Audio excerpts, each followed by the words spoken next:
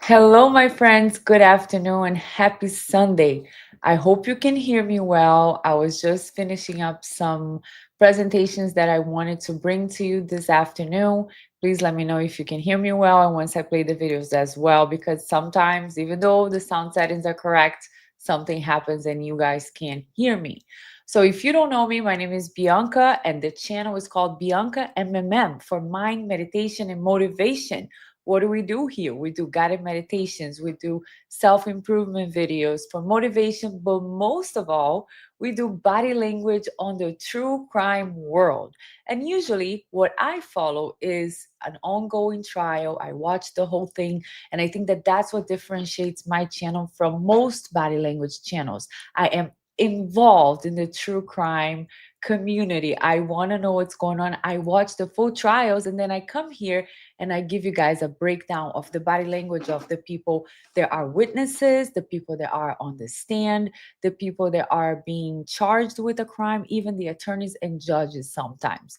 But today we're going to do something a little different, and I am actually surprised that this is what caught my attention recently.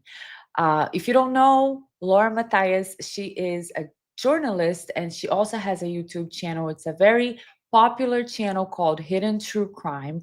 And I watched a lot of her videos during the Daybell trials. So we had Lori Vallow, Lori Daybell, Chad, all those people that were in this religious cult and they ended up murdering several people in their family, including children. And Laura was very involved in covering that trial. So I do have familiarity with her channel. And recently, I think it was last week, she posted a 9-hour video saying, I'm afraid for my safety. I can't be silent anymore. And I was worried and I clicked on it. You know, it's a very clickable uh, thumbnail. She's on the bed, apparently crying, and I watched, and I was like trying to figure out what was going on, like with what was she explaining to us. And also, I believe that most people that watched that video were like, okay, so what happened? Are you okay? Like, what happened? Because the allegations are very serious. And I can tell you that I watched 9 hours. I watched the full video. Okay, I didn't watch it at once, but I watched 9 hours because I was curious to know what is she being threatened with and her safety, and is she okay? Is there something we can do to help? And I can tell you that to the end of the video, I couldn't really determine what the threat is. I was very confused. My mind was constantly questioning as she was explaining. I'm like, okay, but where's the threat? Okay, but what happened? What did they do? What are they doing? What are they saying to you? And she claims she has a stalker. And we're going to watch some of the video today, but we're going to do a little bit of behavioral analysis and body language analysis. So disclaimers, guys, this is for entertainment and educational purposes. I am not a psychologist, unlike her husband, who actually is a psychologist. And I will come back to this in a few. And I can honestly say that when I watched the video, I did not want to touch it. I was like, listen, this lady is threatening everybody. She's the one saying, I'm going to pursue legal action. I'm going to send you a cease and desist. You can't do this. You can't talk about this. She's the one going after several different people. And I was like, let me just stay, behind my nice life, and I don't want to touch it. But I continued to get aggravated throughout her video. And what really aggravated me was when I listened to her husband's letter. He is a doctor, he's a forensic psychologist. He has an impressive resume and he went to Princeton. And I listened to him many times in her show because of my interest for psychology and personality disorders and all of those traits. So I listened to him because I want to learn. And when I heard his letter, I was so disappointed because he is describing the person that she is alleging is a stalker of her. She calls the girl my stalker repeatedly. She calls the girl my stalker this, my stalker that, which is very interesting already. But her husband, the psychologist, wrote a letter to the court, an affidavit, I believe it's called. And in that letter, he described the person who is allegedly the stalker as having traits of anti personality disorder. And this is a very serious accusation, diagnosis, comment, especially coming from somebody of his standing. An anti personality disorder is what we now describe in the DSM, which we use to describe a psychopath. That's the term we used to use for this. Psychopath, they're called people that have anti-personality disorder nowadays. So we don't use the term psychopath anymore in the DSM book. We use anti-personality disorder. And when I heard that, I was shocked because this is a serious allegation towards the girl that apparently, from what I understood, and you guys can correct me if I'm wrong, they had a falling out. These are two grown women. They had some type of business relationship. They had a falling out. The girl was talking to other people about her, showing text messages, and then she made some TikToks about her, sometimes not even calling her name, but apparently you can tell it's her. Now Laura doesn't like that, and she wants the court to make the girl stop these videos. And the girl is saying, this is my First Amendment right. I have the free, and I have the right to speak my mind. It's free speech. And Laura is using very serious words. She's using words like dangerous, threats, my family's in danger. She had suicidal thoughts. And her husband is calling this person as having anti-personality disorder. So that's when I was like, wow, I have to check, because throughout the video there's so much going on, and throughout the video sometimes I think this person, Laura Matthias, she really believes what she's saying, uh, and she doesn't have the same perception of reality that I do, and maybe other people do. So, for example, after I watched it, I started watching Turtle Boy, which I usually never watch Turtle Boy. Honestly, I like him. I think he did an excellent job for Karen Reed. But when I try to watch his videos doing Karen Reed, it was a lot of cursing. And I was like, oh my God, I'm trying to watch it, but you can't stop cursing. So today I have a turtle. I have a turtle here in his honor, because I think he did an excellent job covering her life, because I was watching him this week and everything that he was saying was what I was thinking. I was like, "Yep, no, that's right. I mean, that you're doing that, not the other girl. You're doing that." So, anyways, I want to start playing a little video of the beginning, and we're going to start breaking down her body language in a little bit. So there's a lot of interesting things. Let me just show you guys this first slide. Okay, this first slide is going to be, let me just make myself maybe disappear here so that you guys can read as well. This is something I observed when she went from the beginning of the video, when she is simply describing what's happening to her. And we're going to watch the beginning, okay? But I want you to understand her face goes from serious, normal, to then the crying face, which is what we see right now on the screen. And the differences that she displayed, they display some type of not only the expression but the facial cues and the emotional tone. So this is what we can observe, and I'll show you video of this, and like a fast video, and then I will show you guys in this happening in real time. So for example, some things that happen to her face, okay, she shifts from serious to crying. So there's tension in her eyebrow, there's controlled blinking, and the emotional tone that I got from this is a performative sadness. I can't say that word, like a performance, right? It doesn't seem normal. And I will explain something that I said here many times in this channel.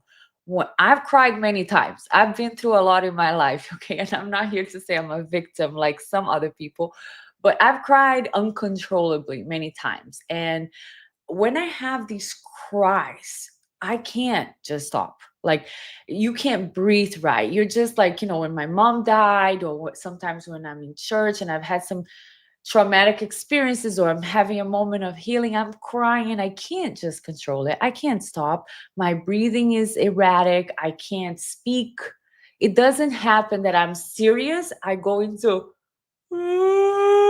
and then I'm serious again. That's not how real crime occurs in my experience. And even when I'm watching other people and they're really crying, it's not how it occurs.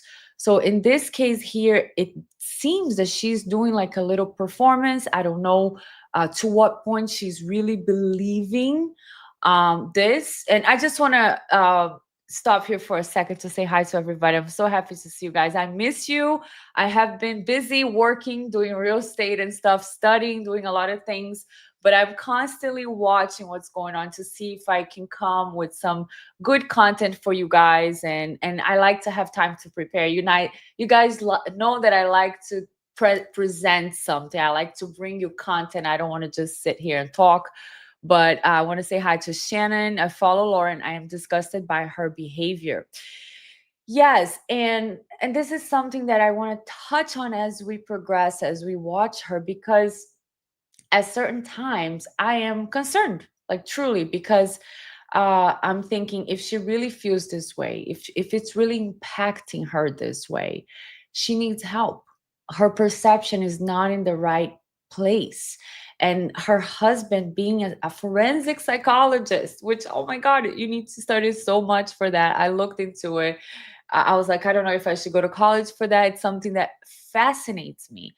It's amazing that he doesn't see any of the signs, but sometimes when you're close to someone you don't see signs, right? So we are here to watch, see what we can observe, and maybe if she's really going through all this inside of her, because it's not real, it's not what's happening. I mean, I've watched actual stalking cases this week, like documentaries, stalking cases, and this is not what this is. I saw one, I think if you put on YouTube, like detective stalking, real detective cases of stalking. One of them, there's an ex-boyfriend that he starts texting his ex-girlfriend, and he starts sending pictures of her husband going into his car, and he's saying, is he driving safe? And then he continues sending text messages to her, like with pictures that he's watching her. Eventually he does kill her. So that is a real stalking case. There's a threat, there is following, there's evidence of pictures that they're actually following you. Now, I didn't see that here. Maybe we don't have all the evidence, but she said we have all the evidence. So I didn't see this here. Leanne, so sorry, not sorry. Good to see you. She's a psychologist's dream wife. LOL. There's a lot in there. We're gonna cover a lot of this. That's Lauren Hellis. Wow, thank you so much, Calico, for your super chat. Haven't seen you live in a while. That's true. Happy to see you. I don't know anything about this person though. Oh, good. So we're gonna play the beginning of the video for you, and you're gonna be like, okay, we're gonna learn. We're gonna learn. Just like I sat down and I had an open mind when I watched her live, and I was compassionate and I was waiting for something.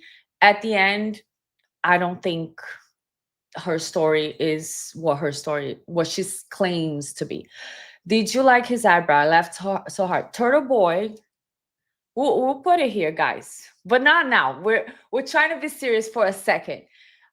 Turtle Boy had the eyebrows drawn on his face, and I almost died. I probably died. Wendy V, he's not going to see it. That's his wife. Okay, so that makes sense. That makes sense. So, anyways, going back to her facial expressions from the beginning of the video, right? So she shows control here on the second row under dominant expression, controlled distress, facial cues, downward gaze, pressed lips. She does a lot of lip compression. And then the image managed grief. Then we have her showing defensive emotion, the brows furrow, the chin jut, rapid eye movement, justification mode. Look at her emotional tones. The emotional tones in this quick video: performative, image managed grief, justification, self validation, emotional depletion, controlled irritation. So I'm going to show you how this works in real time on this video. And this is a fast video, so it's like a 1.75 speed, I believe, for you to look at her expressions.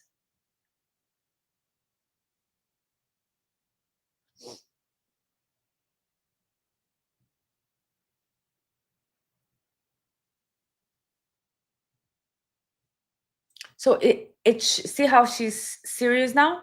See how now her face changed from the crying face, which we had right here, right? This is like a painful face, crying face. This is like, look, this is a perfect crying face, right? Few seconds later, she has an angry face. Eyebrows are raised, lips are pursed, her eyes are big, indignation, kind of like justification, justifiable anger. Then we have crying again, anger again, and she's gonna use words like, I'm just a mom, my little boy, I am brave, my hand has been forced, I'm not eating. So now let me go back to the normal video, normal speed, and then we're gonna watch a little bit of the beginning of what this looked like in real time. And if you don't know who she is, this video got a lot of views already. It has 415,000 views. Her channel is called Hidden True Crime. She has 320,000 subscribers, and she's mainly known for the Daybell cases. So anyways, let's hear a little bit about how it was for her. Temporary civil stalking injunction. Oh, let me make this normal. Thank God. And the next step. Hold on. Go back to the beginning. This is the beginning of her 9-hour live. Okay, everyone. 9-hour live. I've never been more nervous for a live in my entire life, and I've done a lot of lives or a show in my entire life. And this is not a live or a show that I ever wanted to do or ever thought I would have to do. And this has been ongoing for months, what I have been dealing with. This is not drama. Hidden True Crime doesn't get involved in drama. We stay very clear from that. And those of you that know us know that. So I hope that nobody calls this drama ever again. In fact, it's so real life what has been going on with my family and with me for months that I decided to go to where I felt would protect me. And that was the courts and legal. And I filed a civil stalking injunction because what was happening to me and my family met Utah's civil stalking injunction code. The stalker was in Utah. And it was very clear to me that that was the step that I should take. And I was granted a temporary civil stalking injunction after I filed my evidence and my exhibits before the judge. That was served. And my stalker was served a temporary civil stalking injunction. Temporary, okay. And the next step to that. Hold on. So a few things, let's just comment, right, on a few things that we see. And I'm going to go back to when I watched this the first time. I'm going to try my best to do that, okay? So when I watched this the first time, and she says, we're not looking for drama, this is the last thing I want to do, I believe her. I'm like, what happened? What's going on? I'm all in. I'm like, I see the title. The title is I Can't. After filing a civil stalking injunction is to hope to make it. So her title is I Can't Stay Silent Anymore. I'm being stalked and bullied, and I fear for my safety. Okay, this is a big claim. And she has a specific person that she's saying is doing this to her. She goes to the court. She asks for a stalking injunction, which is temporary, and the judge grants it to her. Now, this is just her going. It's not the other person. The other person doesn't respond. But this is what she's explaining to all of her viewers and whoever, is just curious because of her title. I am being stalked, bullied, and fear for my safety. And that was going to be on Thursday. And then do you know what happened? What? Somehow, someone decided to let Law and Crime know about my civil stalking injunction. And Law and Crime decided that they deserved to have cameras in the courtroom. While I am explaining what my family has been going through for months. Okay, so here's where I felt a little bit of a red flag already, okay, because of the emphasis she puts on the my family. My family. She uses that emphasis over and over again, uh, in a way to make it really bad for whoever's listening, right? My family is under this threat, but she's talking about law and crime putting a camera into the court, which is what she does for a living. She streams live trials. She comments on live trials. She comments on other people's families, on their kids. That's what she does for a living. That is her whole channel, Hidden True Crime. Her husband's a psychologist. He goes in, he makes comments about the personality disorders and behavior of the people in the trial. That's what she does. So her outrage here, number one outrage, is that there was going to be a camera. Okay, we want to know what's going on, right? It's a public hearing, so the judge grants it. And then what does she do? She drops her injunction. She says, "Never mind, I don't want to do it because you're going to have a camera." So she's saying she's afraid for her safety. She's getting threatened. She's afraid for her kid, for her husband. But because there will be a camera there, she drops. She drops. So that to me was a red flag. Now, let's continue here a little bit. The law and crime. I don't know. Is it a slow true crime month? It is a slow true crime month, by the way. My family's you should know that. should be live streamed on their trial channel.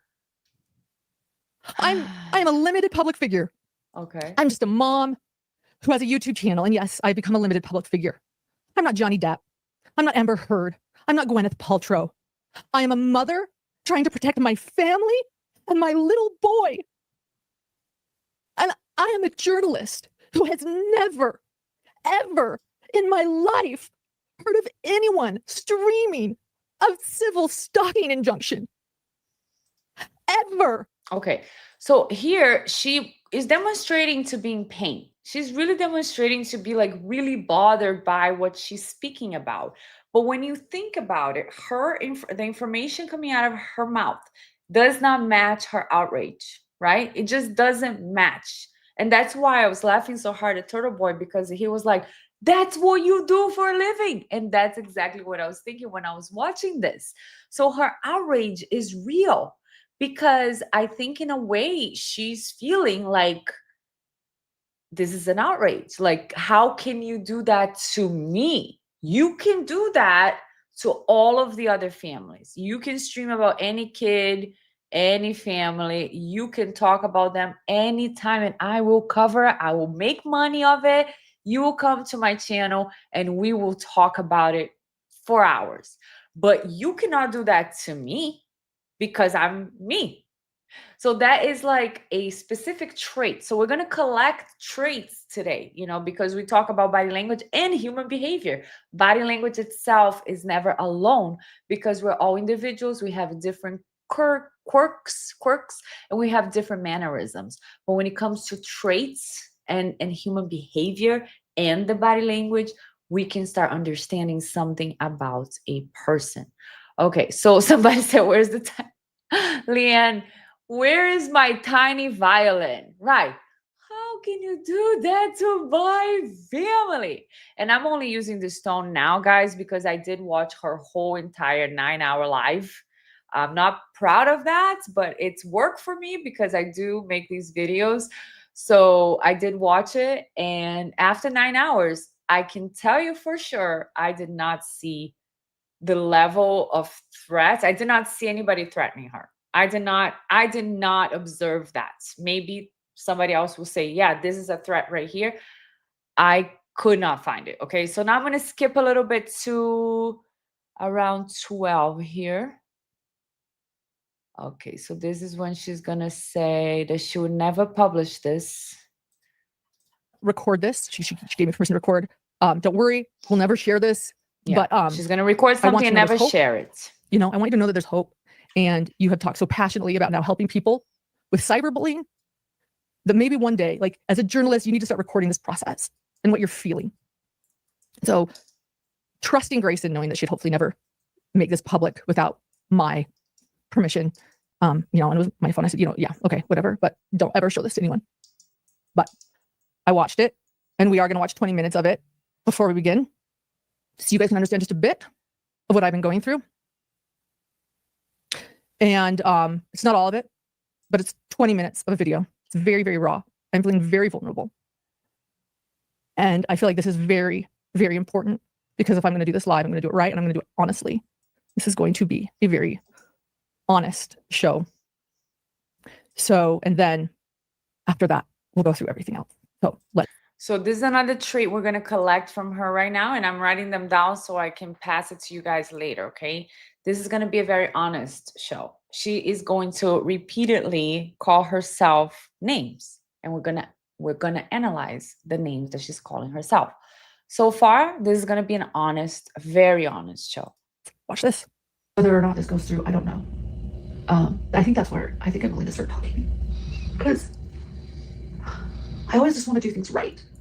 When they go low, you go high, and just do things right and rely on maybe responsible people to help.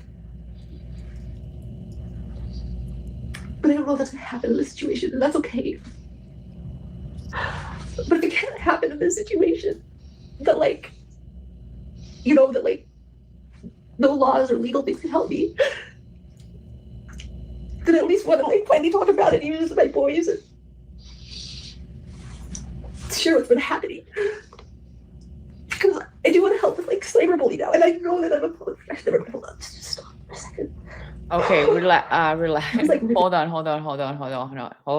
on. I'm gonna show you guys a manipulation happening right here. Okay, very subtle, very subtle. So you guys know the laws for defamation, they're different for public figures, right? Watch how when she says, I'm a public figure, and her assistant says, stop right here. Hold on, take a break. Did you guys see that? I'm going to play that again, because they're doing this in a very systematic way. And one thing I'll give another praise to Turtle Boy is the fact that he caught Grayson, her assistant, being kind of like her. Because when I first watched it, I thought, oh, poor Grayson. She's young. She's being manipulated. She's being praised all the time. Like Laura constantly praises her during this video. You're doing a great job, Grayson. Don't worry. No, you're doing the best you can. Oh, take your time. You're good. And I'm like, that's a lot of praising for somebody who has a history of breaking up with a lot of other professional people she had contact with. But in this case, I see Grayson saying, no, don't say that. Don't say you're a public figure, because the laws of defamation for public figure are different. Like they can say things about you. So that just happened here. Let me see if I can catch it a little bit again. Watch this. Whether or not this goes through, I don't know. I think that's where I think I'm willing to start talking, because I always just want to do things right. I always just want to do things right. I'm honest. I'm brave. I'm just a mom. When they go low, you go high, and just do things right and rely on maybe responsible people to help. But I don't know if that's going to happen in this situation, and that's okay. But if it can't happen in this situation, that no laws or legal things can help me, then I at least want to finally talk about it, even with my boys. Coming up right now, she's gonna say I'm a public figure. Share what's been happening, because I do want to help with cyberbullying now, and I know that I'm a public figure. Hold on, just stop. I was really zen. See? Stop for just a second. Hold on.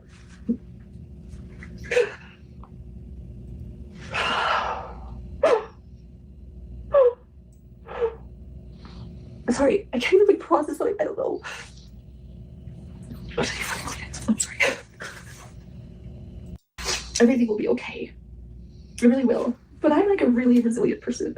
Okay, so this is another interesting fact that I gather from the video, right? She will say that repeatedly. Everything will be okay. I'm resilient. It's fine. It's going to be okay. Really. So if you know everything is going to be okay, Like your brain is telling you that. Why are you creating this story that you're afraid for your life, that you're being threatened for your safety, and that your family is in jeopardy?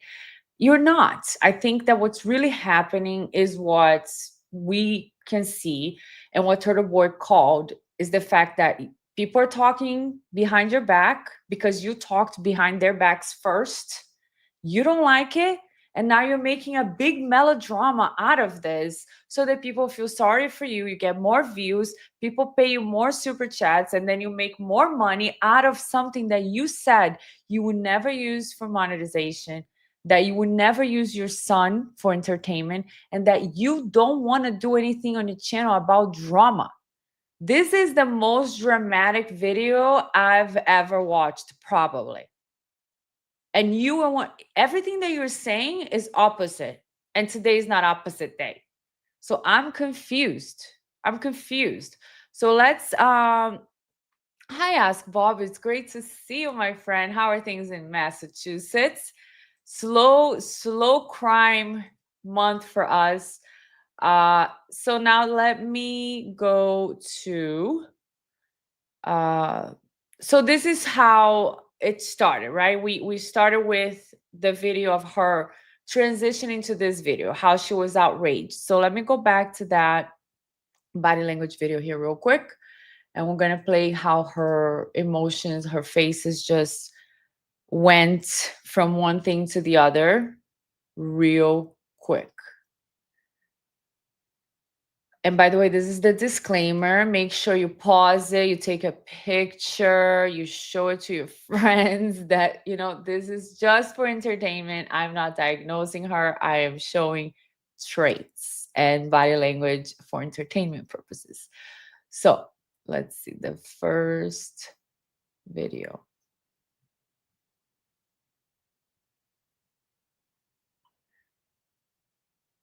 So this is from the beginning when she goes from serious to crying desperately, and she's showing anger, defensiveness, controlled distress, emotional depletion, self-validation, controlled irritation, justification mode, performative sadness. Everything very controlled, everything very systematic. Lots of touching, lots of self-soothing behavior. Language patterns, as we talked about, I am brave, I'm just a mom. And who else is just a mom? So now we're gonna go back, we're gonna go to this sentence here that she used. I would never let my child's mental health to be live streamed for entertainment. And when I heard that, it was the beginning of the video, and I agreed with her. I said, wow, good. You shouldn't let your child's health be streamed for entertainment. But now let's see what happened. Let me just post this other video here. Hold on, I want to share the right timestamp with you guys. This is another behavior that we're going to observe, is her saying, I would never do something, and then she goes ahead and does something. Okay. Fear that harm will come to mother. Hold on. I don't want you guys to miss. She's reading one of the exhibits, right? So look at the exhibit and what it says. The child exhibits constant fear that harm will come to the mother. So she had just told everybody, I will never let my child's mental health be live streamed for entertainment. This is a live stream that she did. She did this, Hidden True Crime. She posted 10 days ago, streamed 10 days ago, live. She has 320,000 subscribers. Okay. Withdrawal from friends, sleep disturbances, and significantly reduced appetite. Look at that.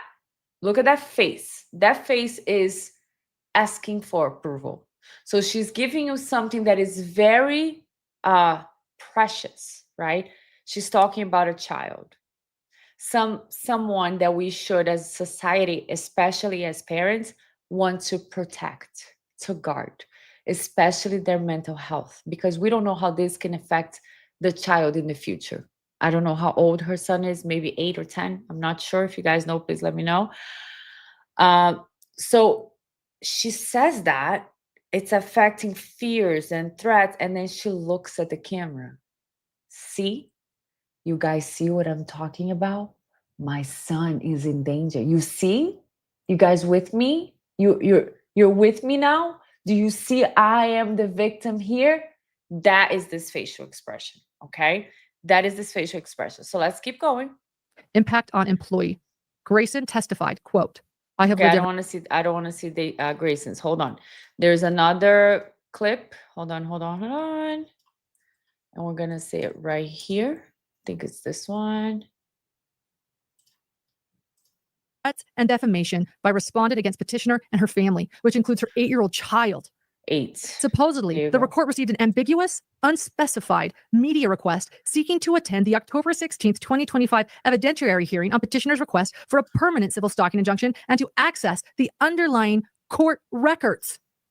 However, petitioner's request for basic information about the request, who made it and when, has not been provided. They wouldn't even provide us with who. Okay, so this is outrage again, but remember, every time she's showing this outrage is because Law and Crime wanted to stream. Law and Crime wanted to stream the injunction hearing where she was going to ask for the temporary injunction to be made permanent. She wanted the person that she's claiming is a stalker to be prohibited of several things, and she's going to go through everything she wants the court to do for her. So anyways, now we're going to go through this slide here again. Let me go back here. This is what she was saying. I would never let my child's mental health be live streamed for entertainment. Okay. So we just watched what that meant. Hold on.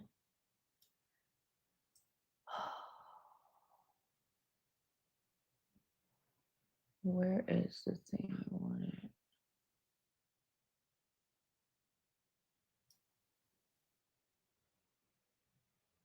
I'm trying to find a slide that about cognitive dissonance and stuff. Let me see where it is. I would never. Yeah, it's right there, right after this. I don't know why it's not showing. I would never let my child be. Okay, and then it should be right there. Okay, it's not. So let me print it in a different way so I can show it to you guys what we're talking about. These are some of the traits. For example, cognitive dissonance. It's an inner conflict between beliefs and actions. Between beliefs and actions. So her belief is that she would never stream her child's mental health for entertainment. That is what she believes. That's what she's saying. But what is she doing? What is her action? Her action is she's reading about her child's mental health, his anxieties, his fears, and all of that.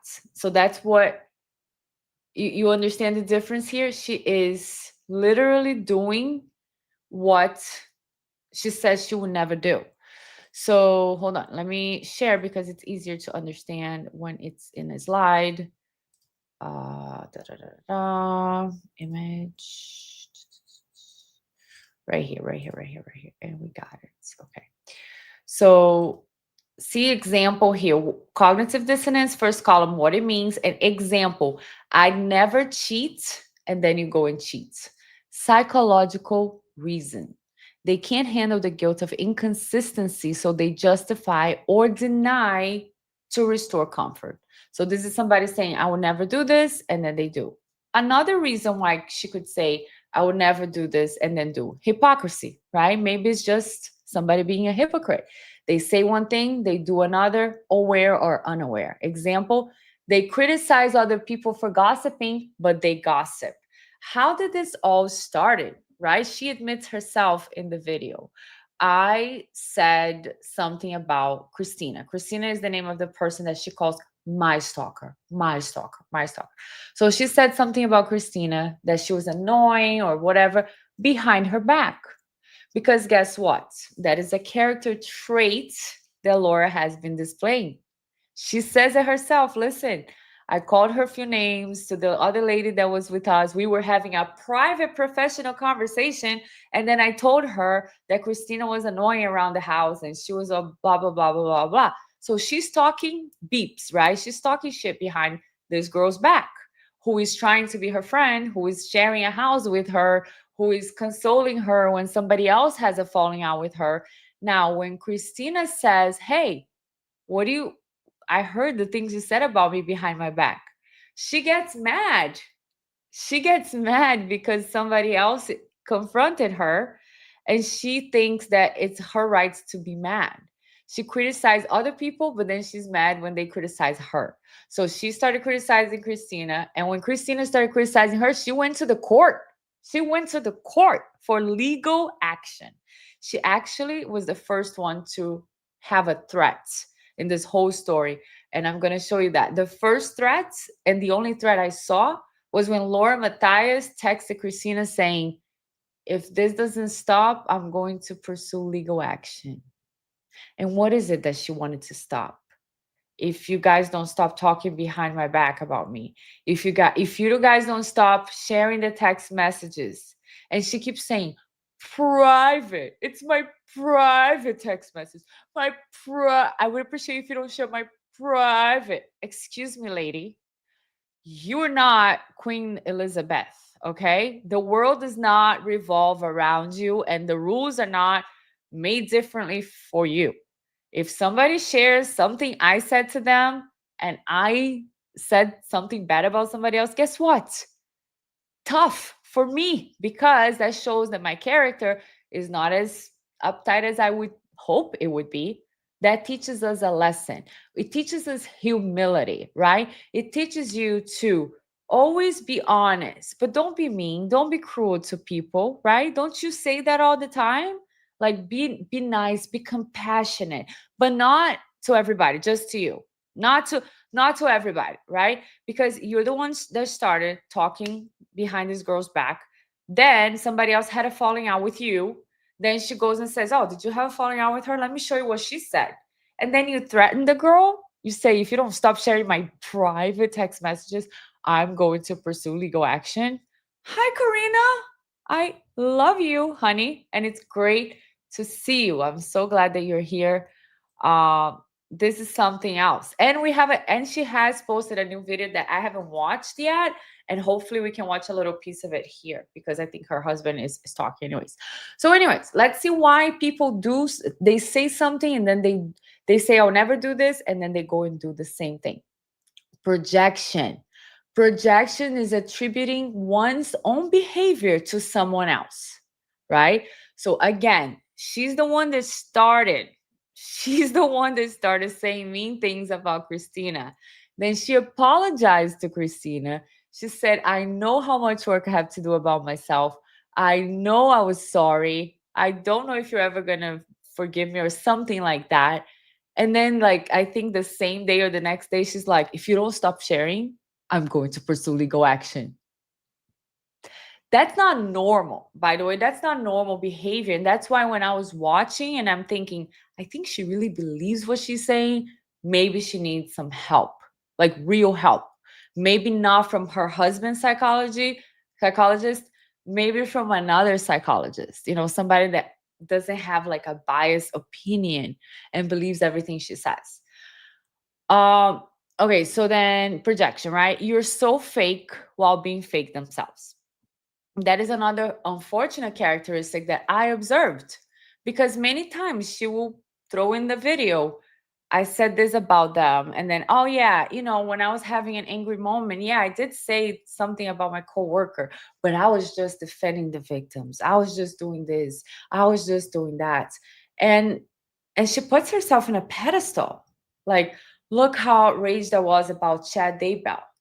And I was just outraged because of the victims. And then when I was angry, it was because I was defending the victims. But we don't know because we don't have those text messages yet, right? They're going to come probably.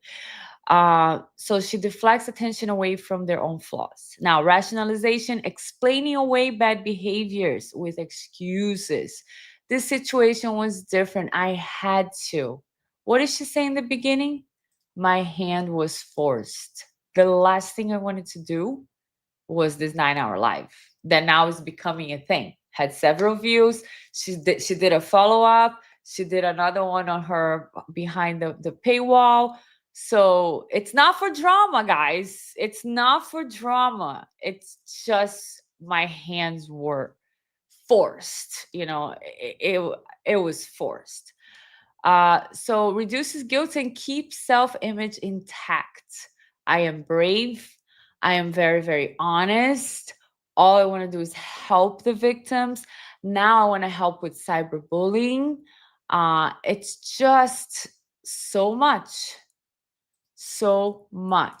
that she keeps adding to her traits. She calls herself several positive names. Self-deception, genuinely believing their own contradiction. And that is what I gathered. Because as I was watching, and I'm like, where's the threat? Where's the threat? Where's the threat? How's your safety being like, how is your safety being threatened? I don't understand. Who is threatening you? Who is this? Like the girl that texted you? What's happening? But I think she really believes that this is like a big deal. Maybe she never had a problem in her life. Maybe that's another thing. Entitlement. Maybe she never had a problem in her life. I mean, seriously. Seriously. Because if this is what creates a panic attack, God forbid, suicidal thoughts, very, very serious stuff on a person, you need help. And maybe what would be great is to do some community service, like with the homeless, with people that actually have hardships in their lives, battered spouses, to go volunteer in a shelter, to really see what suffering is like, what real suffering and real victims have to go through.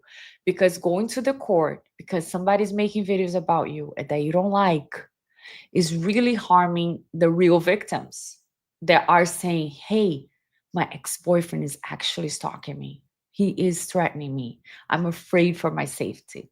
It's two different worlds. And the fact that she seems to believe what she's saying is alarming.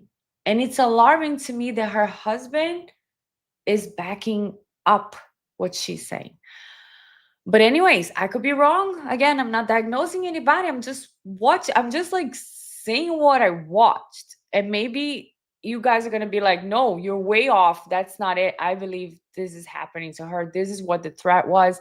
And if you guys can tell me what the threat was, maybe you can change my mind, but I could not see it.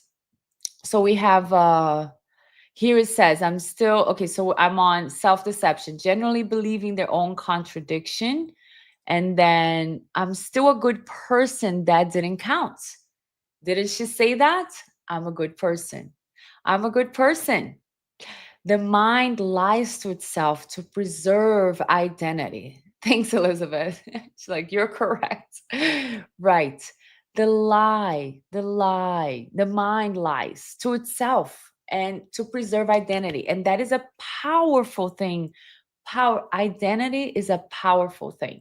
When you adapt an identity, when you welcome an identity and you proclaim with your mouth, with your words that have power, I am this, it has power.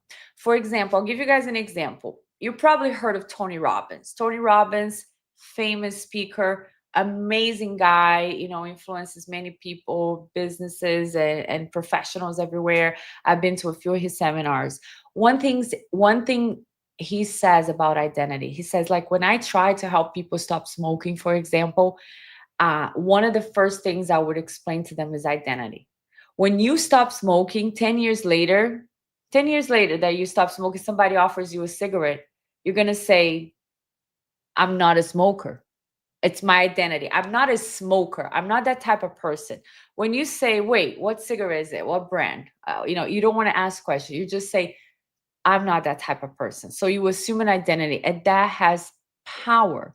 And that goes with many things. Even like when you say I have this disease, or I have this mental illness, or I have this, or I have that. Once we accept something as part of our identity, it's it's strong. It has power. So I don't know. Hold on. Let me see where I'm at.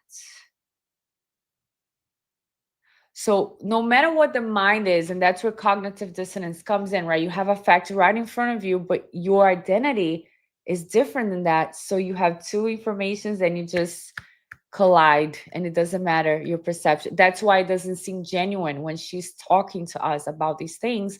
It doesn't seem to be true because the facts are not matching her claims and the seriousness of the words that she's using in this 9-hour video. Also, we have after self deception, denial, refusing to acknowledge their inconsistency. Example, that's not the same thing. So when I talked behind her back about her, it's not the same thing as her talking in front of everybody about me. Avoids emotional discomfort and accountability. Ego defense mechanism. Unconscious psychological tactics to protect self esteem. I'm a brave person for doing this. I'm a good person. I'm honest. I'm always very honest. I just want to help people. Example, all of the above, right? And here we have keeps the person from feeling shame, guilt, or cognitive pain. Hold on one second. Da-da-da-da. Okay. So now let me, after we did this slide, let me see which clip we're gonna go from here. Um, Maybe before we do her breaking down of what happened to her, let me see what that was. Let's see if we can just pull up a little bit. I think she's gonna explain the story, what happened.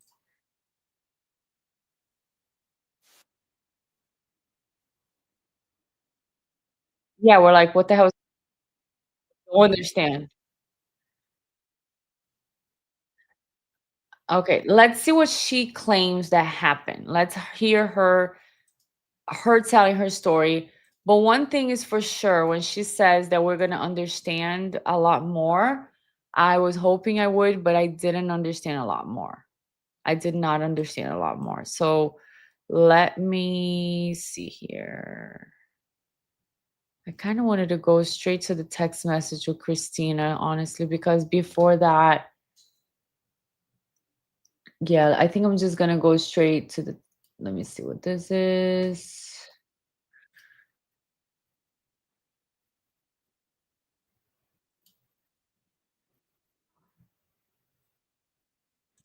Hold on, guys. Maybe this one. Let me just change here the slide because you have to change all the time when I'm going from YouTube to my presentation. Okay, so maybe this one. Let's hear her talk a little bit about what happened. I did send Lindsay a cease and desist. I had heard that she had been saying some things that I consider defamation to several of my professional contacts. One Okay, so Lindsay, from what I understand, is somebody that worked for her for a minute as like a contractor, maybe a producer, I think. And what she's saying here is I sent her a cease and desist. And she again mentions the word private, and she was talking to some of her professional contacts. So the world revolves around Laura, right? This Lindsay person does not have the liberty to talk to other professionals, to talk about her. Apparently, she sends a cease and desist. So let's see what else. text that was sent to me stated that I went psycho on her and that I am manic, and other things from another creator that Lindsay was saying about me, things that were not true. I sent Okay. her that cease and desist and requested that simply she cease and desist about speaking about her time as my producer. I feel like this sets the stage for everything else to come, when my life then becomes a living hell for my entire family. So let's fast forward to April 9th, 2025, when my stalker confronts me in the Maricopa County courthouse while I was Okay, so here's what she's saying. My stalker, which nobody's yours, by the way, nobody belongs to you. Nobody's yours, Laura Matthias. She's not yours. Even if she was a stalker, she's not yours. She's a person with her own identity, her own ability to make decisions and to live a life. She doesn't belong to you. But she's saying that Christina confronted her at Maricopa County. Reporting on the Lori Daybell trial. Okay. From there, I'm going to start reading my declarations. I'll like comments where needed. Here we go. I don't think we need any more good comments. This is the first declaration I sent out to receive my temporary stalking injunction. The reason why I'm just going to get into the declarations, I'm going to stick to legal documents. No, you're not. I'll add anything extra. I think they tell the full story. There'll be a few things I need to add. Where's the recording from the court? That would tell the full story. I heard that from Turtle Boy's channel. That took from another channel that I forgot. But anyways, that's not the full story. I don't want to hear her declaration. I kind of wanted to go to the text, but okay, let's hear a little bit of it. I hereby declare, under penalty of perjury, that the facts stated in this declaration are personally known to me and that they are accurate to the best of my knowledge. My name is Lauren Mathias. I'm over the age I'm going to skip of this. 18 years old, and I'm competent. I can't. You know, a little bit more here. I actually wrote that ad lib, a little bit more about what the stalker said. I'm so nervous. I'm like reading ad lib. So let me tell you a little bit more what she said. Why is she came nervous? up to me and said, I know what you said about me. She was crying. There you go. Stop right here. Hold on. Because I don't think she came up to her. But okay, let me see. 101. During their time work 101. 59. That's 59. I hereby declare, okay, fine, under penalty of perjury, that the facts stated in this declaration are personally known to me and that they are accurate to the best of my knowledge. Turtle Boy. My name is Lauren Mathias. I'm over the age of 18 years old, and I am competent to testify. I am knowledgeable personally about the matters I am testifying about. I am the petitioner. I met my stalker. Tongue done. I got away with something. Did you see that? April of 2024. During the summer of 2024, she began doing contract graphic design work for my business. Do we have those invoices? We don't care. Let's pull them up. We don't care about the invoices. They may not matter, but I would like to show them. There's oh, wow. You paid $300. Big deal. That's all you know. That's all I need to know. Okay. However, for the past few months, my stalker has been intentionally targeting me and stalking me, making me fearful for my safety and well-being. Okay. So I'm going to clip this because it's very, very big claims. Making me fearful for my safety, my well-being, stalking me, okay. As well as the safety of my family and my producer Grayson's safety. Wow. My stalker has also been using a group of people to help her achieve her goal. Okay. This started on April 9th, 2025, when my stalker confronted me in the courthouse in Maricopa County, Arizona, while I was reporting on the Lori Daybell trial. Okay. The stalker came up to me, cried, and let me know that she had heard what I had said about her, and that two former contract workers were releasing my text messages that I had with them. Okay, wait. Tongue jut, real quick. She just did up. Got away with something again, right? Blah. So let's break this down, guys. Let's break this down because she reads it so fast, and this is her own affidavit. So you're kind of going with her. You're like, yeah, tell me what this person did to you, but let's break down what this was. So even if Christina approached her, which I don't think that's what happened, because from what I understood, unless this is another occasion, she was like this, trying to hug Christina or saying, I want to talk to you. And Christina was like, she's like, I need to talk to you. But anyways, I think that's what they're talking about here. Or maybe it's another occasion that happened. But let's say Christina approached her, like somebody that I'm going to try to put myself in this situation. Somebody that I know that I was friends with says, oh, hi, and starts crying. Wow, Bianca, I heard what you said about me, like negative stuff. I heard what you said about me. I was hurt. And they start crying. And I'm like, wow, I'm sorry. I'm sorry you found out. I'm sorry you found out. And they're like, wow, so-and-so, like, let's say Karina. Karina showed me the text messages. Karina showed me the text messages of you talking. Karina and I actually do talk on Facebook. We message each other on Facebook. So let's say I'm there and I'm saying, you know what, Karina, Leanne is such a pain in the butt. Leanne, sorry, no, so sorry, not sorry. Leanne is a pain in the butt. Like, she's so annoying. And Karina's like, hey, Leanne, let me tell you something. Bianca let me show you the text messages that Bianca sent me about you. And Leanne is like, come on, Bianca. I watch you all the time. I was so hurt, you know? And I say, oh, Leanne, I'm sorry. I have so much to learn about myself. I didn't mean those things that you saw. So that's what she's talking about here. Okay, let's see how she phrases this.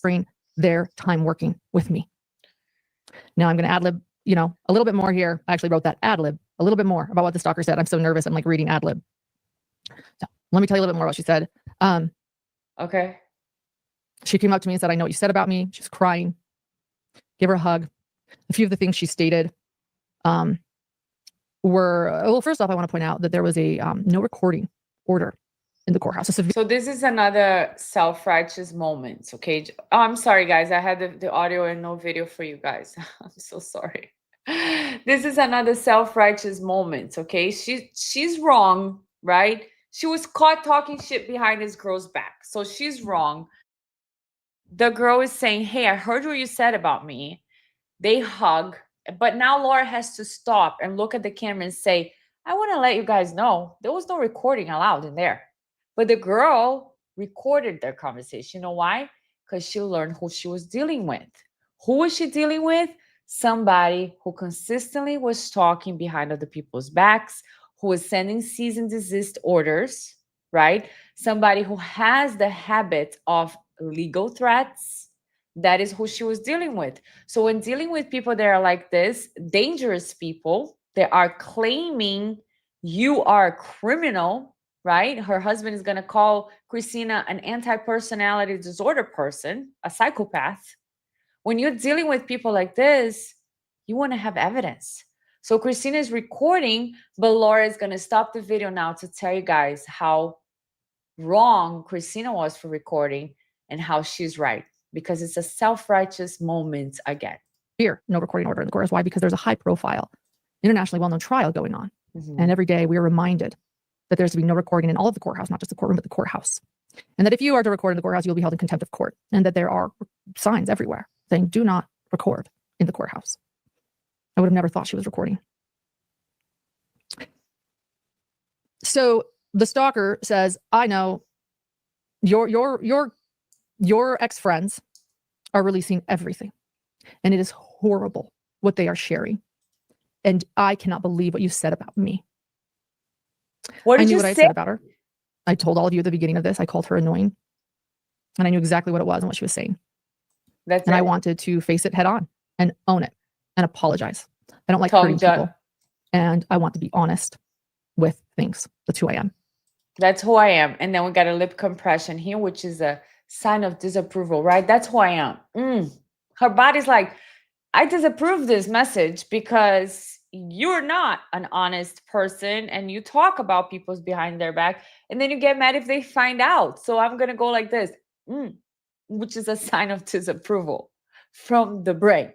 So, again, the names, the adjectives she gives to herself. Again, I'm honest. I face things head on. No, you don't. You faced things after they confronted you. That is the opposite of facing things head on. Facing things head on was if you had said, Christina, can I give you a call? I got to tell you something. Listen, in the past, I didn't like you very much. I called you annoying, blah, blah, blah, blah, blah, blah, blah. That's facing yourself. And guys, may this be a reminder for us. We watch these court cases all the time. Remember, whenever you're writing something, whenever you're speaking about someone, try to think, what if this was being read in court? How would I feel? Would that be okay? Would I still say what I want to say? Because honestly, we should have that type of moral character or goal, because then you get caught and you're in a situation like this when you're doing a live for 9 hours to try to get sympathy from people. But anyways, I digress. Let's go. She wants to be honest. Let's talk. And she's like, no, I don't want to. And I said, you know what? Please allow me to. Okay. You see this? She said, I don't want to. 103. Let me go back here. I told all of you at the beginning of this, I called her annoying. And I knew exactly what it was and what she was saying. And I wanted to face it head on and own it and apologize. Because I that's don't who I like hurting am. people. And I want to be honest with things. That's who I am. Mm, mm, And so I said, let's mm. talk. Let's talk. And she's like, no, I don't want to. I don't want to. Okay, so I understood she said Christina approached her, but now she's saying, I said to Christina, let's talk. Christina said, what? No, no, I don't want to. If you have a stalker that is stalking you, that is like obsessed with you, and you're like, hey, stalker, you want to talk? The stalker's going to be like, hell yeah, I want to talk. I want to breathe you. I want to live with you. I want to see you all the time. That's what a stalker is. But no, she's saying, no, no, no, I don't want to. So what does Laura say in response to her obsessive stalker saying, I don't want to talk to you? He said, you know what, please allow me to talk. Laura says, please, please talk to me. Huh. With you right here about it. I called you annoying and I'm sorry. I didn't know you well then. And I told her essentially that I felt like perhaps at that time that she was further along in the This is a whole explanation. Remember, we read about this. We read about this, the whole explanation. Like, it's not as bad when I do it. I have several reasons why it's not as bad. friendship than I was. Maybe she thought we were closer than I felt at that time, that I was still getting to know her. And What else? that it was difficult sometimes to work around her. And because I felt like she was annoying sometimes while I tried to work. And I didn't record it. She did. But this is what I recall. Oh, I didn't record it. She did. See, whoever did the wrong thing, because I already told you that you're not allowed to record in class in the court. I didn't do it. She did it. But hey, guys, don't say anything bad about her. You know, she's great. Just she does all this wrong stuff. But believe me, like, I'm just trying to be honest, own up to my mistakes. What a freaking gaslighting! What a gaslighting session! What a freaking gaslighting session. And maybe that's why her psychologist, doctor, husband can't see, because he's like under some type of spell or something. Wow. Lady, she didn't want to talk to you. Like, okay, and then I'm gonna say something else, because life is not easy sometimes, and sometimes you meet people that you may not click with. Guess what? We don't click with everybody. Some people may think I'm too loud, like, oh, here she comes. The other day I dressed full on as Wonder Woman, because why not? I'm too much sometimes. And some people may not like that. They're like more shy, and they just like to be more like, quiet, and I may be too much, and maybe they're going to say something about me. That doesn't mean I need to confront them. Or if I don't like somebody, that doesn't mean I need to say, maybe if let's say, for example, I was in her situation, and let's say she's right. Okay, she's in the house with somebody, she's trying to work, this lady's talking, talking, talking, doesn't stop, she can't focus, and she's like, oh my God. Like, I had a friend that I had to tell her, listen, I love you. You talk too long on the phone. I can't have phone calls with you all the time, because I don't have an hour a day. I don't have it to talk to you on the phone. So, like, we have to keep our relationship. I love you so much. We see each other, but we can't do the phone calls anymore, because we used to talk on the phone every day for an hour, and she would just tell me about all the things, all the people around her day, and da da da da da. And I told her, I love you, but I can't. So you're not like offending the person, because you're really telling them the truth. What is this saying that I want to remember? Say what you mean what you say, but don't say it mean. Just be truthful and honest, like Laura Mathias is proclaiming to be, but like, try to find a way to say in a way that won't hurt the other person. There's no need to hurt the other person, right? We just have to find a way. And sometimes what I do is I ask for guidance, and that is another factor that I believe is lacking in her life. Because if she had a guidance or a spiritual advisor, or somebody that she could bounce ideas with that weren't Grayson and her husband, they would help her see times that she's wrong, times that she needs to reword the things that she wants to say, how to process her feelings in a healthy way, so she's not doing a 9-hour live telling everybody about this drama that happened to her that she doesn't want to call it Drama. Drama queen. It's not drama. It's not drama. What you see here is not drama. So, anyways, let's keep going. And that I was sorry. And I felt really bad, and I knew her better. And I felt terrible that I'd hurt her that way. I was also completely taken back by the fact that a bunch of my private text messages were being released. Scared the hell out of me. I didn't know what that meant. Okay, stop right there. Okay, stop right there. This is a chin jut, sign of aggression. You got the lips inside, disagreements. You got all that going on, but it's a very angry mug face right now. Very angry. Now she's claiming, I'm going to write this down because it's important for later, because we're probably going to do more videos on this. She's saying, hold on, my private messages were being shared,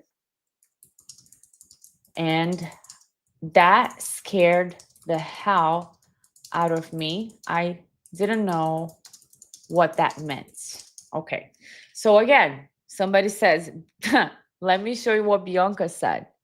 And I'm telling you guys that it scared the hell out of me. That I don't know what that means. She showed somebody else what I said in a text message. I don't know what that means. So what's wrong here? What's wrong here is my reaction. It's not the action. The action of somebody else showing a text message that I wrote, it's actually pretty normal. Just because I say the word private and I want to call it private, it doesn't mean it's illegal to show another text message. For example, when you have a conversation with somebody, and even if you trust them, and even if it's like implicated that it should be private, you're going to tell somebody a secret, but you don't say it, right? I've had situations where I told the person later, even though it was my friend, I said, listen, by the way, what I talked to you about, can you please not share it? Like it's a secret or it's private, something that I don't share with everybody. And they will say probably like, yes, of course, Bianca, you got it. But I never expect that if one day we have a falling out, that could never be shared, because people are people and people do what they want and they have that information. Guess what? They can say it. They can share with somebody else. It's not illegal to do that. So when she says it scared the hell out of me, that is one idea that she has of a threat. Okay. She has that. But really, her body language does not conform to her information, right? What she says. Because again, if we look at her face when she said that, it's of anger and it's of aggression. The chin jut, the eyebrows raised, the eyes are big, everything, the lip compression is disagreement and aggressiveness. So it's not fear. It's not, I'm afraid for my life. It's, I am angry that you found out about me and now people are going to know. Crap. I want to keep this persona. I want to keep this identity. And this is a threat to my identity, to my character online. Okay. And we all have flaws and we all make mistakes. And the last thing I want to do is judge somebody. I truly believe that she would benefit from a spiritual advisor, a guidance, like a guide, somebody that she could bounce ideas off, do some spiritual readings in the morning, like get her mindset straight, listen to some good speakers. Don't be just focused on this world that revolves around you and anything people say is a threat against you, because if they say something that is going to be negative, that your life is going to be in jeopardy because you're going to harm yourself, that is very dangerous. And like other people said, just leave social media for a moment. Go take a spiritual retreat. Go for a month to a health place, a beautiful place that you do meditations, that you walk, that you exercise. Take care of your mental health. Don't be so self-absorbed where you're living now with social media and you're obsessing about everything this lady posts about you. That is not healthy. So anyway, let's keep going. 6 years of messages. And this woman saying to me, they're horrible. They're terrible. That you wrote. Your friends are horrible. They're cruel. I can't believe what they said. I can't believe what you said. Right. She brought up poisonous donuts, Lauren, poisonous donuts. Okay, that's stupid. The poisonous donuts, I'm going to skip. Oh my. And then, so let me continue. Let me continue. Okay, we're almost there at the text message that I want to So, The text about the stalker stated that she was annoying. I apologized for hurting her feelings. So I'm going back to the declaration now. And I even oh, followed up okay. with text messages taking accountability. Exhibit the apology. Let's show that. Okay. This is great, guys. This is great stuff. I'm so excited because it's great. She's showing the court like, listen, like a child, right? She said this about me. I mean, I called her annoying, but then I apologized, and here's my apology letter. Here it is, Judge. Let's keep going. So do you have that apology? Okay. We'll wait for this. That's what I wanted. So now I'm gonna change to my slide because add to stage, add to stage. No, that's not what I want. Where is it? Where is it? This is her and Christina, but I want to show you guys how I did this on my slide. Okay, Matthias, lips, angry face, crying face, angry face, crying face. We're just moms. All right, stalking. We'll go back to that later. Um, okay, where's the? Okay, this text message is what she's reading right now. No, go back. So let's see here what it says. Let me put this on a full screen.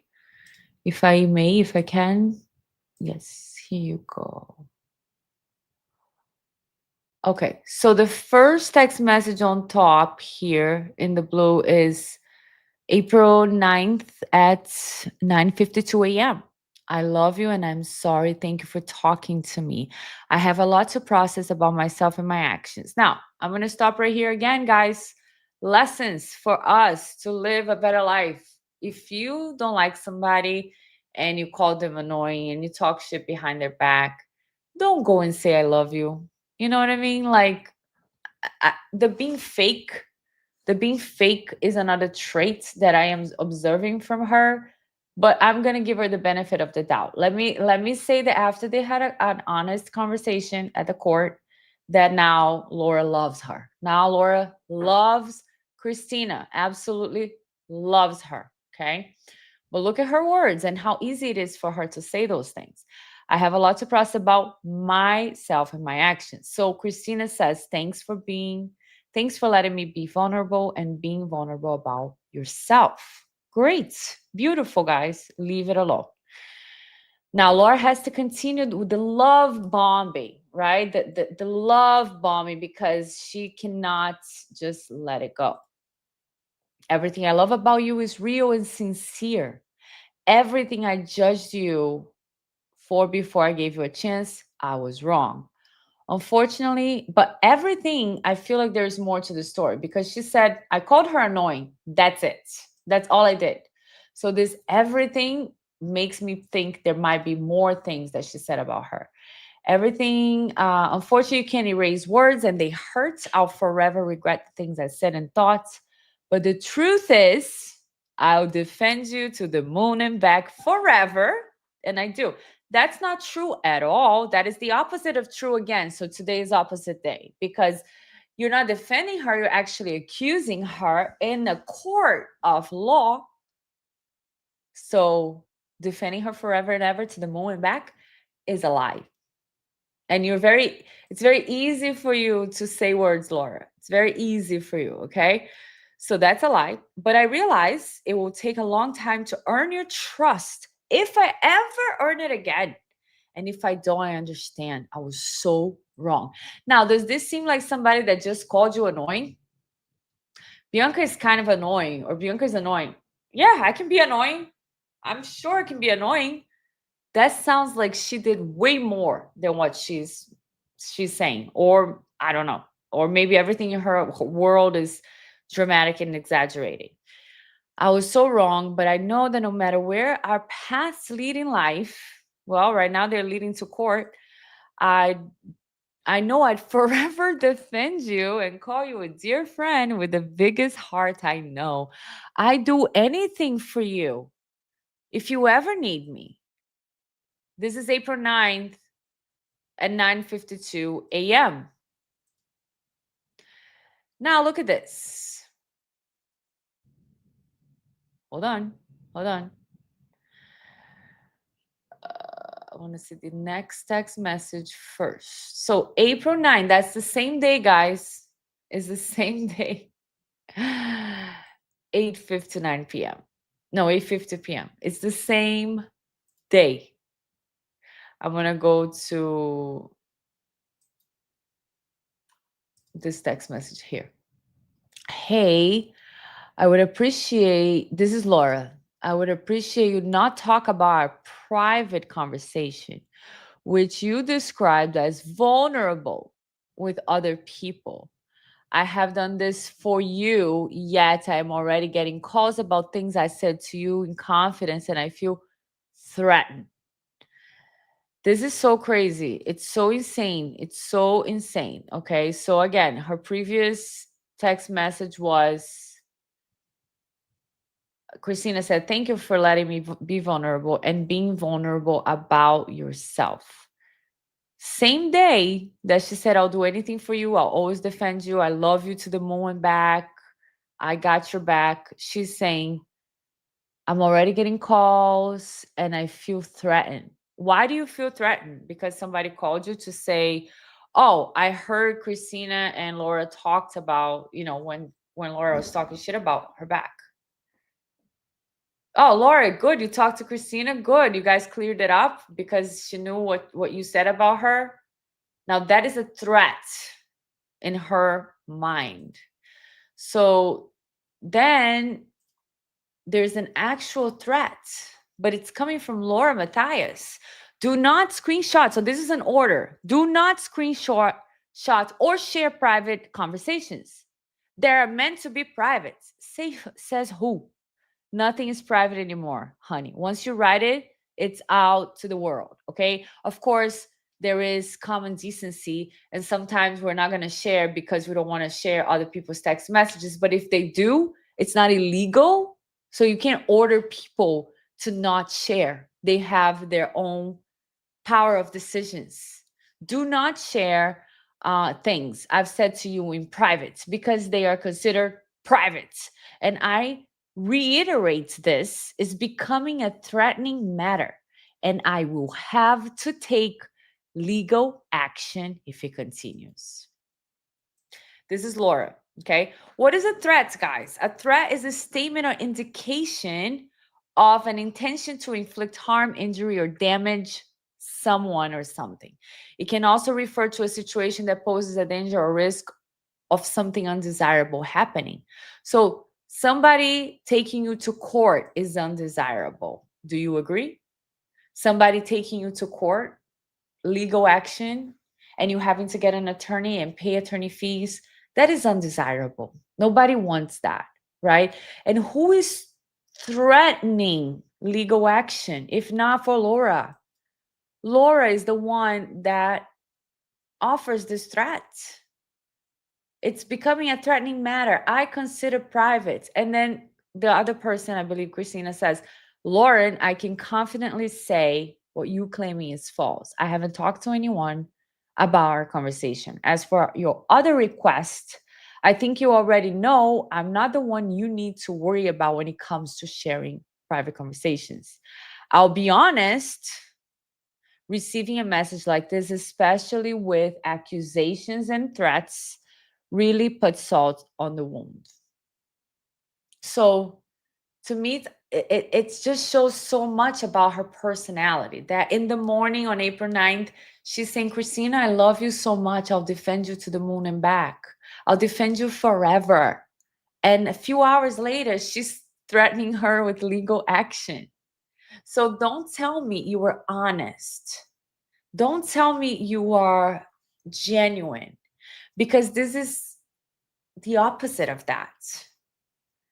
I mean, unless I'm seeing things here, right? So now I want to go back to, I want to hear the voicemail. Hold on, hold on, hold on, hold on. So we're here at the text messages. Let me just share this screen. We're almost done on this segment I just wanted to show you guys how incredible it was that the threat came from Laura. She's the only one that sent anything actually threatening by definition, and she's talking for 9 hours as if she was threatened. So hold on, 107. Okay, let's see what she says about this text message that we just read. And then, so let me continue. Let me continue. Continue, please. So, continue. The text about the stalker stated that she was annoying. I apologized for hurting her feelings. So I'm going back to the declaration now. And I even followed up with text messages taking accountability. Exhibit the apology. Let's show that. Do you have that apology? Okay. We'll wait for this. I said, I love you and I'm sorry. Thank you for talking to me. I have a lot to process about myself and my actions. She thanked me for being vulnerable about myself. I said, everything I love about you is real and sincere. Everything I judged you for before I gave you a chance, I was wrong. Unfortunately, you can't erase words and they hurt. I'll forever regret the things I said and thought. But the truth is, I defend you to the moon and back forever, and I do. But I realize it will take a long time to earn your trust if I ever earn it again. And if I don't, I understand. I was so wrong. But I know that no matter where our paths lead in life, I know I'll forever defend you and call you a dear friend with the biggest heart I know. I'd do anything for you if you ever need me. And then, oddly, we'll talk about some other stuff after that. We'll talk about this in Grayson's declaration. But I also did leave court early that day because I had a panic attack about private texts of mine perhaps being released because people were angry at me. It was a very frightening thought. Okay, so again, this is the face that she has, right? It's kind of like a monkey face. Everything's like and this is a sign again of aggression, right? So let's take a look at her face. You have everything here, like the chin, the eyebrows raised, the eyes are big. This is a anger expression. It's not an expression of fear. And what she's talking about with her lips is fear. She's saying, I felt threatened. I felt afraid. I mean, she's using very powerful language here. Let me go back 1 minute, or maybe 107, 40. And then, oddly, we'll talk about some other stuff after that. We'll talk about this in Grayson's declaration. But I also did leave court early that day because I had a panic attack about private texts of mine perhaps being released because people were angry at me. It was a very frightening thought. But we'll get into that later. We'll continue with my declaration. Okay. The first one. Later that night, I received a threatening voicemail from someone named Liz. She brought up the fact that I had said that I didn't know who she was, which was something that I told my stalker during our conversation. And so now what? I'm realizing, oh my gosh, she recorded me. Take a listen to the voicemail. It's Liz. Okay, wait. We're going to do that. We're going to do that in a little bit. But I just want to reiterate that for Laura Mathias, somebody sharing her text messages, the ones that she wrote herself, created a panic attack on her. And it made her feel frightened. Okay. So that is it's not the normal reaction that somebody would have. Maybe like worried, pissed off. Like, I don't want you sharing my stuff. Like, I'm pissed. I'm mad that you did that. But I'm not frightened. I'm not afraid you're going to come into my house and hurt me or my family. I'm not afraid that you're going to follow me and commit violence against me. I'm not afraid. You're just sharing what I said that was negative about other people. I don't like that I was caught, but she considers it frightening. So I don't know if this is real for her or if somebody is giving her those terms, but the fact that if she really did have a panic attack, if she really did contemplate harming herself, is a serious matter. And I believe that, especially because her husband is a doctor, for example, in Florida, right? One of the common laws is that a hospital has to take somebody who claims they want to hurt themselves, meaning they're suicidal. I'm not going to say that word again. But anyways, if they say, I'm afraid I'm going to harm myself, the hospital has to take them if they have insurance or not.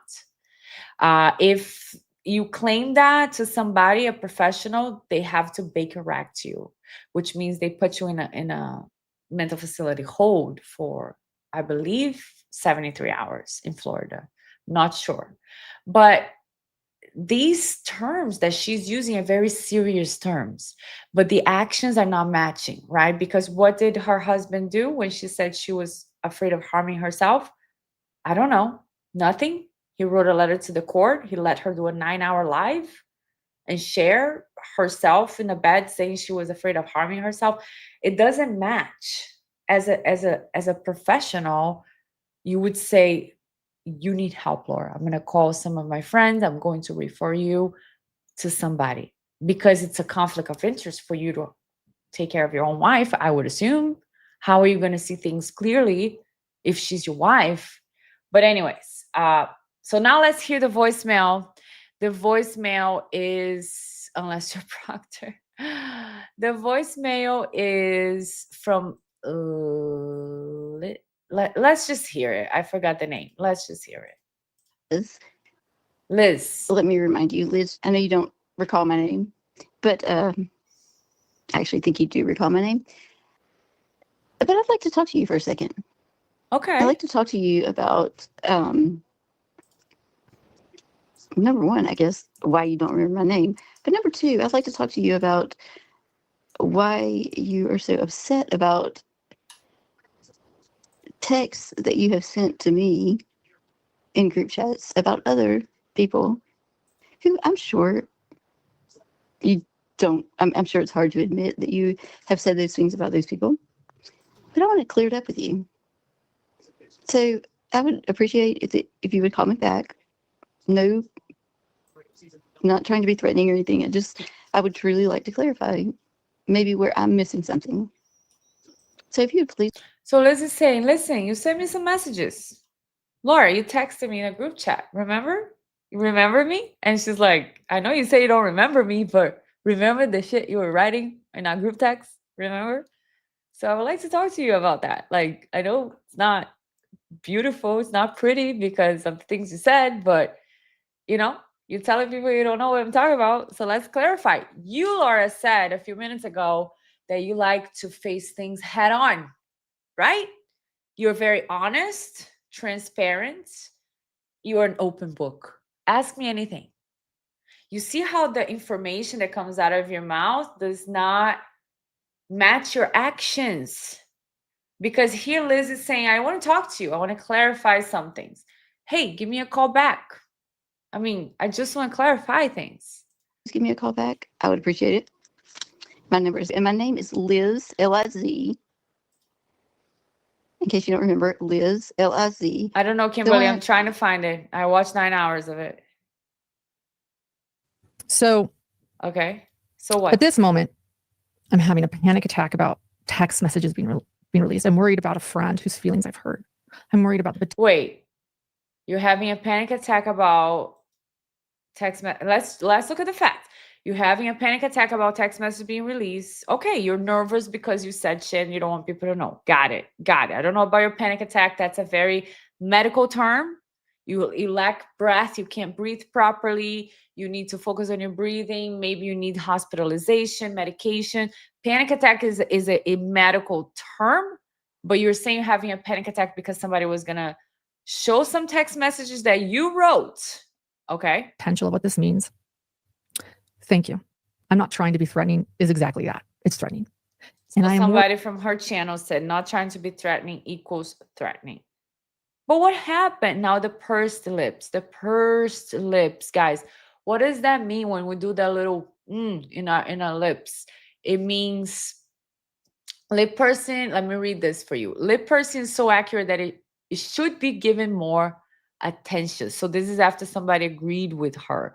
It shows up in numerous settings, circumstances, is very reliable. Indication that a person is thinking alternatively or completely rejecting what is being said. So somebody just agreed with her that it was a threat, and then she did a little pursed lips. Again, another demonstration of our body responding in a way that our body speaks through body language, even though our mouth is saying something else. that a vulnerable conversation that I just had with somebody in a courthouse now was recorded and being shared to people who might be calling me and threatening me. Nobody's threatening you. See the tongue jar right there. Right after she says, somebody threatening me. Tongue jar means I'm lying or I got away with something. Or I got caught. I'm sorry. It's two things. Either I got caught or I got away with something. So she's getting away with saying that this is a threat. I'm feeling threatened. It's not real. Her body is saying, "Hey, I don't believe this information." This was a very overwhelming moment for me. Very. I'm sure. I can't even explain what I felt. Now here you go. I'm gonna write down here overwhelming moments, and that is because somebody's gonna share a text message from her. Guys, you guys probably have been through a lot. You know, I've been through a lot. I've been through actual trauma. I've been through actual trauma. Like my mom died in a traumatic situation. Um, my childhood was not easy. There was alcoholism. There was, moving from here to there, not having a place to sleep, not knowing not having stability. I've worked with people who suffer from addictions, who lost their kids. I've helped people, in doing community service, worked with homeless people. We've seen some suffering in real life, overwhelming suffering. And for this lady to tell us in a 9-hour live that, my friend was gonna share my text messages. That was so overwhelming to me. It's insulting. Really. Because you know what? We learn how to be adults. We put our pants on and we show up another day and we do the best we can and we cry when we need to cry and we ask for help when we need to ask for help, and we grow and we look at our own defects, our own shortcomings, and we become better people. We don't go around the world saying, I'm a victim because nobody wants to take it. They want to talk bad about me. They want to tell people what I was telling people about them. I was just calling everybody bad names, but that's just what I know. Don't listen to them. That is not a victim. I'm sorry, lady. I'm sorry. I can't. I'm trying. I watched 9 hours of your video. I did, I promise, with an open mind and an open heart. And I said to myself, okay, but what is it? What is the threat? Where is it? And I was very alarmed when your video started and you were crying or trying to cry. But please stop insulting victims everywhere. Stop. You're not a victim. Somebody was going to share some text messages. You said some shit you're not proud of. You own it and be like, hey guys, I screw up sometimes, who doesn't?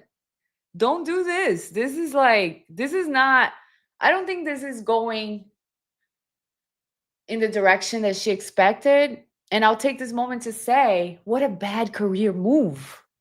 I mean, what a bad career move. Her channel is huge. I think she had 400,000, I believe, the first time I watched this video. I'm not sure.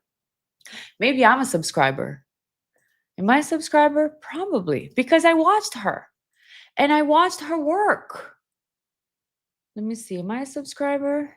I probably am. I watched her work. I watched her debuts. Actually, the first try, I believe, was just the audio. And I remember listening to the audio she was putting out. People were respecting her, following her, supporting her financially. What a terrible career move to do something like this, to come out with a video like this that is, at least show it to somebody, record it, right? Show it to some people and get some feedback. And babe, not just your husband and Grayson, and be like, what do you guys think? And they're going to be like, oh no, you're out of your mind. Don't release that. Let's talk. Let's get some spiritual advice. Let's get some guidance in your life. You know what I mean? Like, see, I got people saying I did subscribe. So maybe it happened because I think she had 400,000 when I watched her. And now she has like 300 and something. how do people follow her not having not how do people that follow her not have panic attacks? She's frightening. She's so entitled. Yes, the entitlement is coming through for me too, Leanne. I'm truly feeling that way because it is insulting, when you have real problems in life and then somebody is throwing a fit for this. Just take responsibility or just ignore, it'll pass. A lot of things, especially for public figures, like she says she is, it passes. How many people, artists that we follow, have gone through so much, and a few years later we're like, all right, let's do another CD, whatever, let's hear a CD, let's do another album, let's hear something new, let's watch another movie. Like, depending on what it is, this too shall pass. Okay, this too shall pass. It's not the end of the world that you said some shit about some people. Nobody cares. But this is bad. In that moment. Thank you to the people who were there for me. And so after I received that text message, Were there for me. I sent the stalker a text message. Oh, look at the anger again. Not real quick.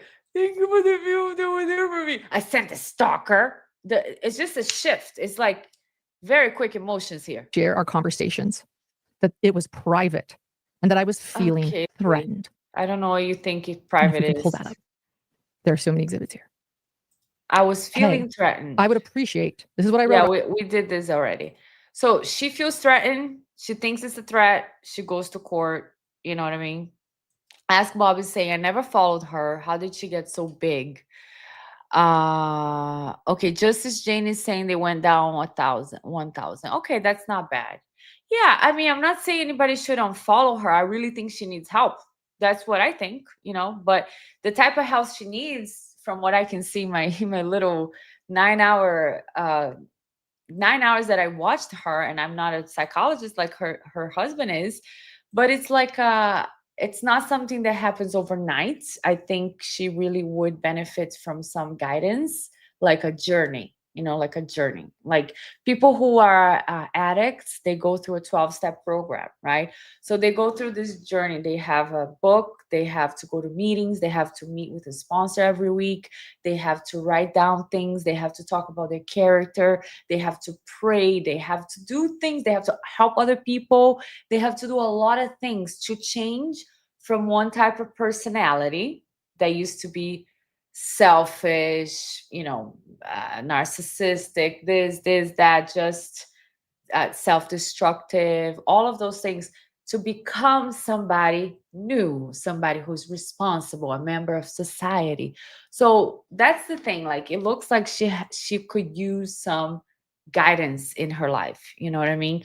But anyways, so what I wanted to do now that we took a look at what she calls the evidence and what she calls, all these things.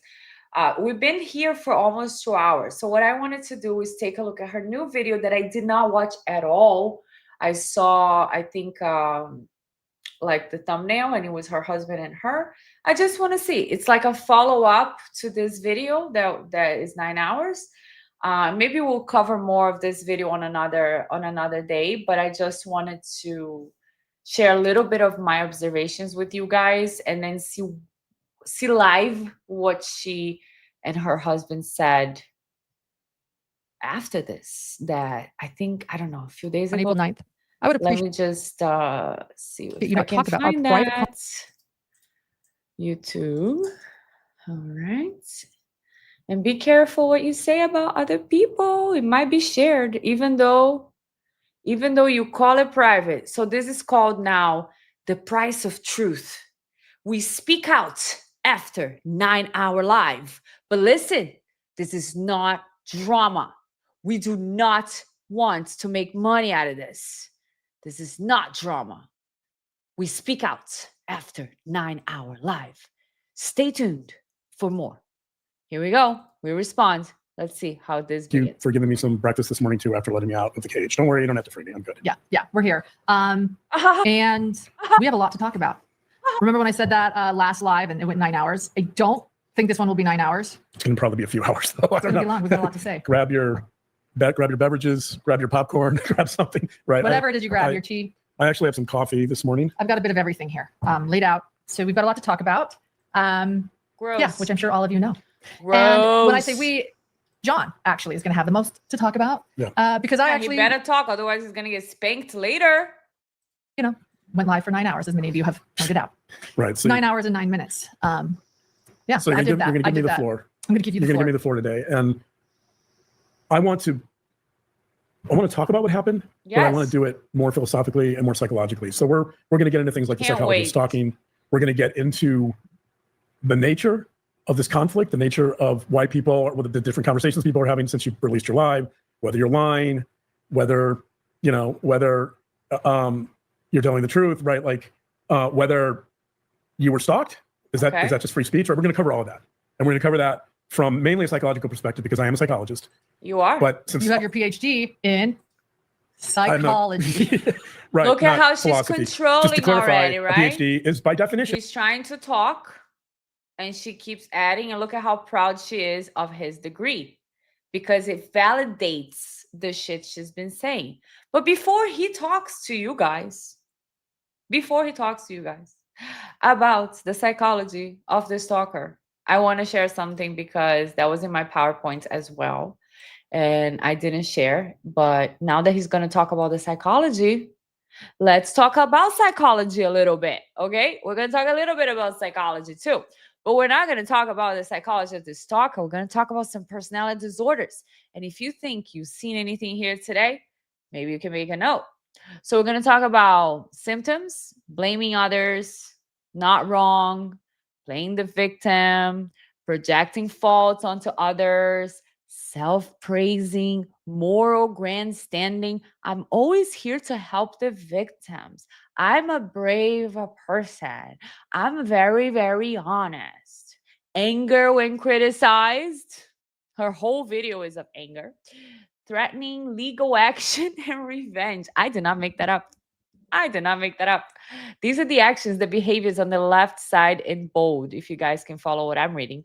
Public victim narrative. Everyone is against me. Ooh, what else? Body language, tone when confronted. Care motivation, underlying fear. So these on the left side are behavior behavior and symptoms. And then we're going to talk about how they fit into different personality disorders, okay? And these are just traits. I'm not saying she has any personality disorder. I'm just saying if you see something, you make a note, okay? So for narcissistic traits, NPD spectrum, NPD is the narcissistic personality disorder. That is a whole disorder. It's called NPD. It's a disorder. It's somebody's diagnosed with it.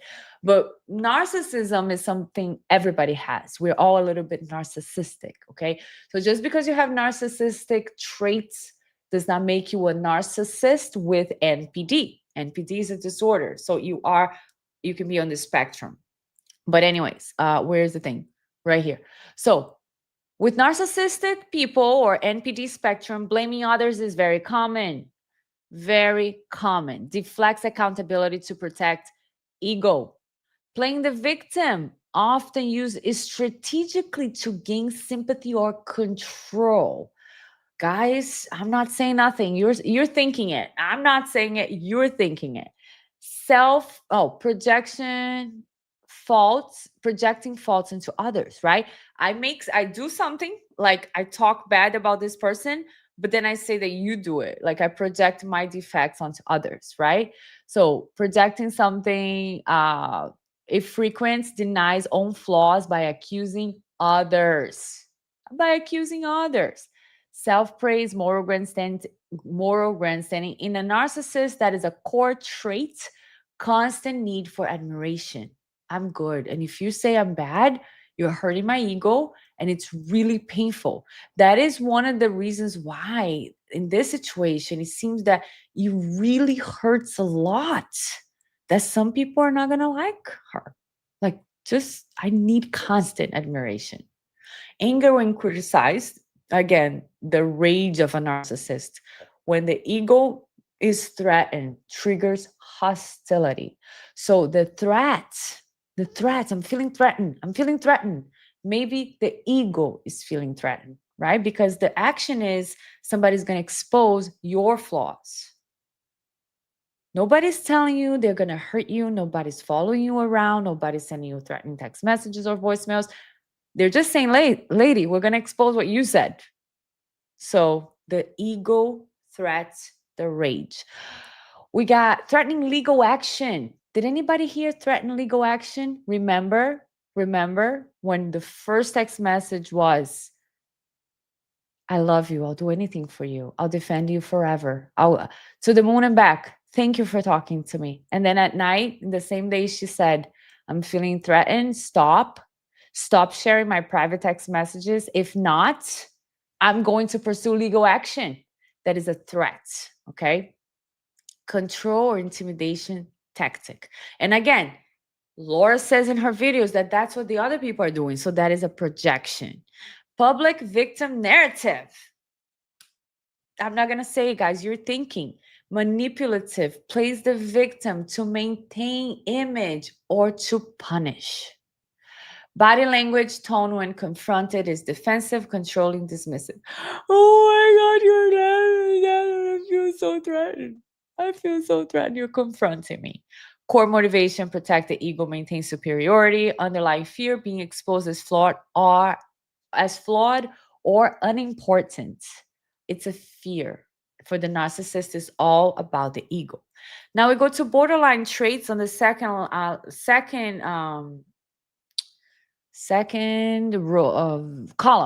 column here.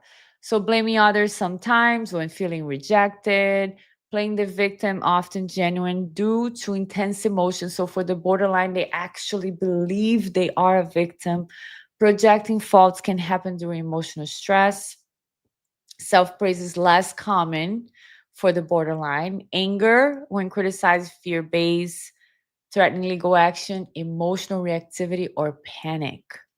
Public victim, genuine distress, feels abandoned, body language tone, agitated, tearful shift. Okay, so then we go to histrionic and we get paranoid. So if you guys want to read more about this, you can take a screenshot, but there's definitely a lot of character traits that we can see. So I'm going to put this guy on he's already on 1.5. I was like, I'm going to put him on 1.5. Look at her face, her self-righteous face. Let me share this with you guys again. How her self-righteous face is just like, look at my husband. Look at my PhD husband. Thank you so much for your super chat, Ask Bob. You're the best. Welcome to the best. He always does this, guys. He always does this. Ask Bob is such a sweet guy. Ask Bob, I'm going to have to show you guys the Wonder Woman costume I wore the other day. Elizabeth, you don't see clearly on the front lines. Her husband's justifying her is ludicrous. Yes. So here, GSD's dog mom is saying she definitely loves bombs too. Elizabeth, anyone who tells you they're honest is not. Justice, Jane, it's all about the money, in my opinion. Yeah, it's really. Bianca should have 1 million subs. I agree. Come on, guys. 1 million subs. I'm going to post 1 million views on this thumbnail to see if we get 1 million views. What do you guys think? What do you guys think?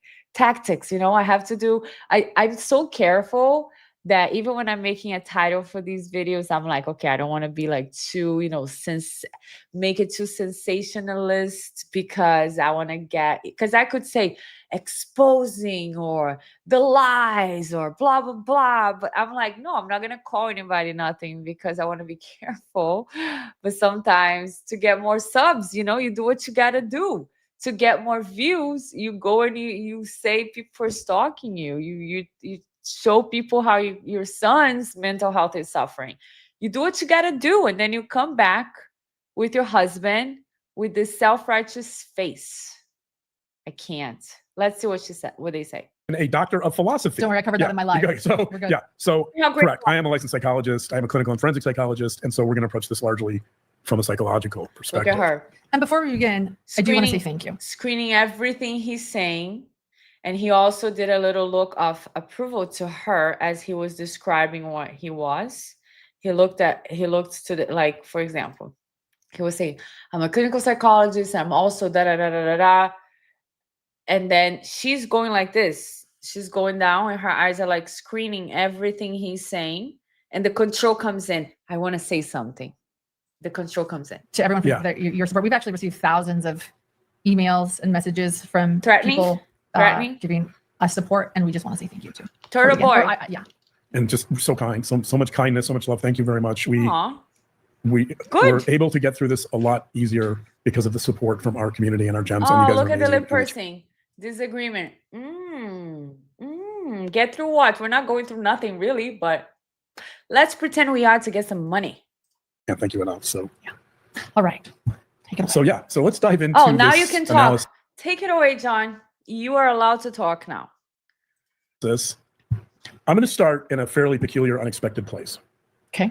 And I'm going to start with talking about Brad Pitt, the actor. Continues analyzing every single second that he says. And she goes, okay, you don't need to respond. He's here to talk, right? Why isn't he allowed to talk by himself? She's demonstrating a lot of control here, guys. It is a little peculiar, right? Oh, so the reason I want to talk about Brad Pitt is because he's an actor in my generation. He's an actor I've followed very closely over the years. He's an actor I've really appreciated. You guys are close?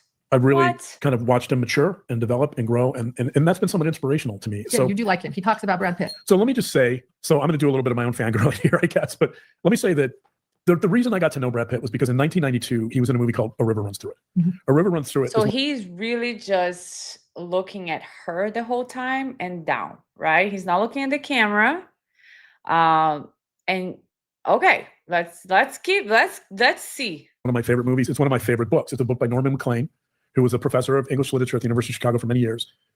He wrote this novella about his childhood growing up in Montana and how fly fishing basically saved his life. Who cares? It's a brilliant book. It's a brilliant movie. Brad Pitt was in the movie. He actually played the somewhat delinquent brother. It was an interesting role. Brad Pitt alone. That Brad Pitt would kind of reprise many times in his career, but he was very good. And I didn't know who he was. While the doctor doesn't look at the camera at all, she's constantly looking at the camera, right? She's just. And so I was interested. I'm like, who is this guy, right? When I watch a movie and there's actors I don't know, I'm always interested to kind of figure out who they are, where they came from. So I found that Brad Pitt actually was born and raised in a small town in Oklahoma. He was born in Shawnee, Oklahoma.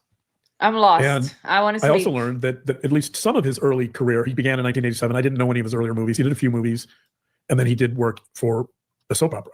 Wait, is that what he said? Because it made me think that he was friends with him. He's only, Kimberly's saying, he's only watched his various characters in movies, doesn't know him personally. This is unreal. These two are like good at gaslighting or something. Like, what is this about? Like the word salad. What are you guys talking about? Like, can we just address the freaking 9-hour live and then how Turtle Boy unmasked you the next day? Like, what? The evolution of his career really begins with soap operas. And, when I learned that, I thought, oh, this is interesting, right? Like, you don't see a lot of soap opera actors go on to become megastars. Sure. I mean, I guess some of them have, but I'm not aware of a lot, right? And so you've got this guy in this major movie. It's produced by Robert Redford. Laura's like, why did I let you talk? You lost me. Like, you need to be more interesting.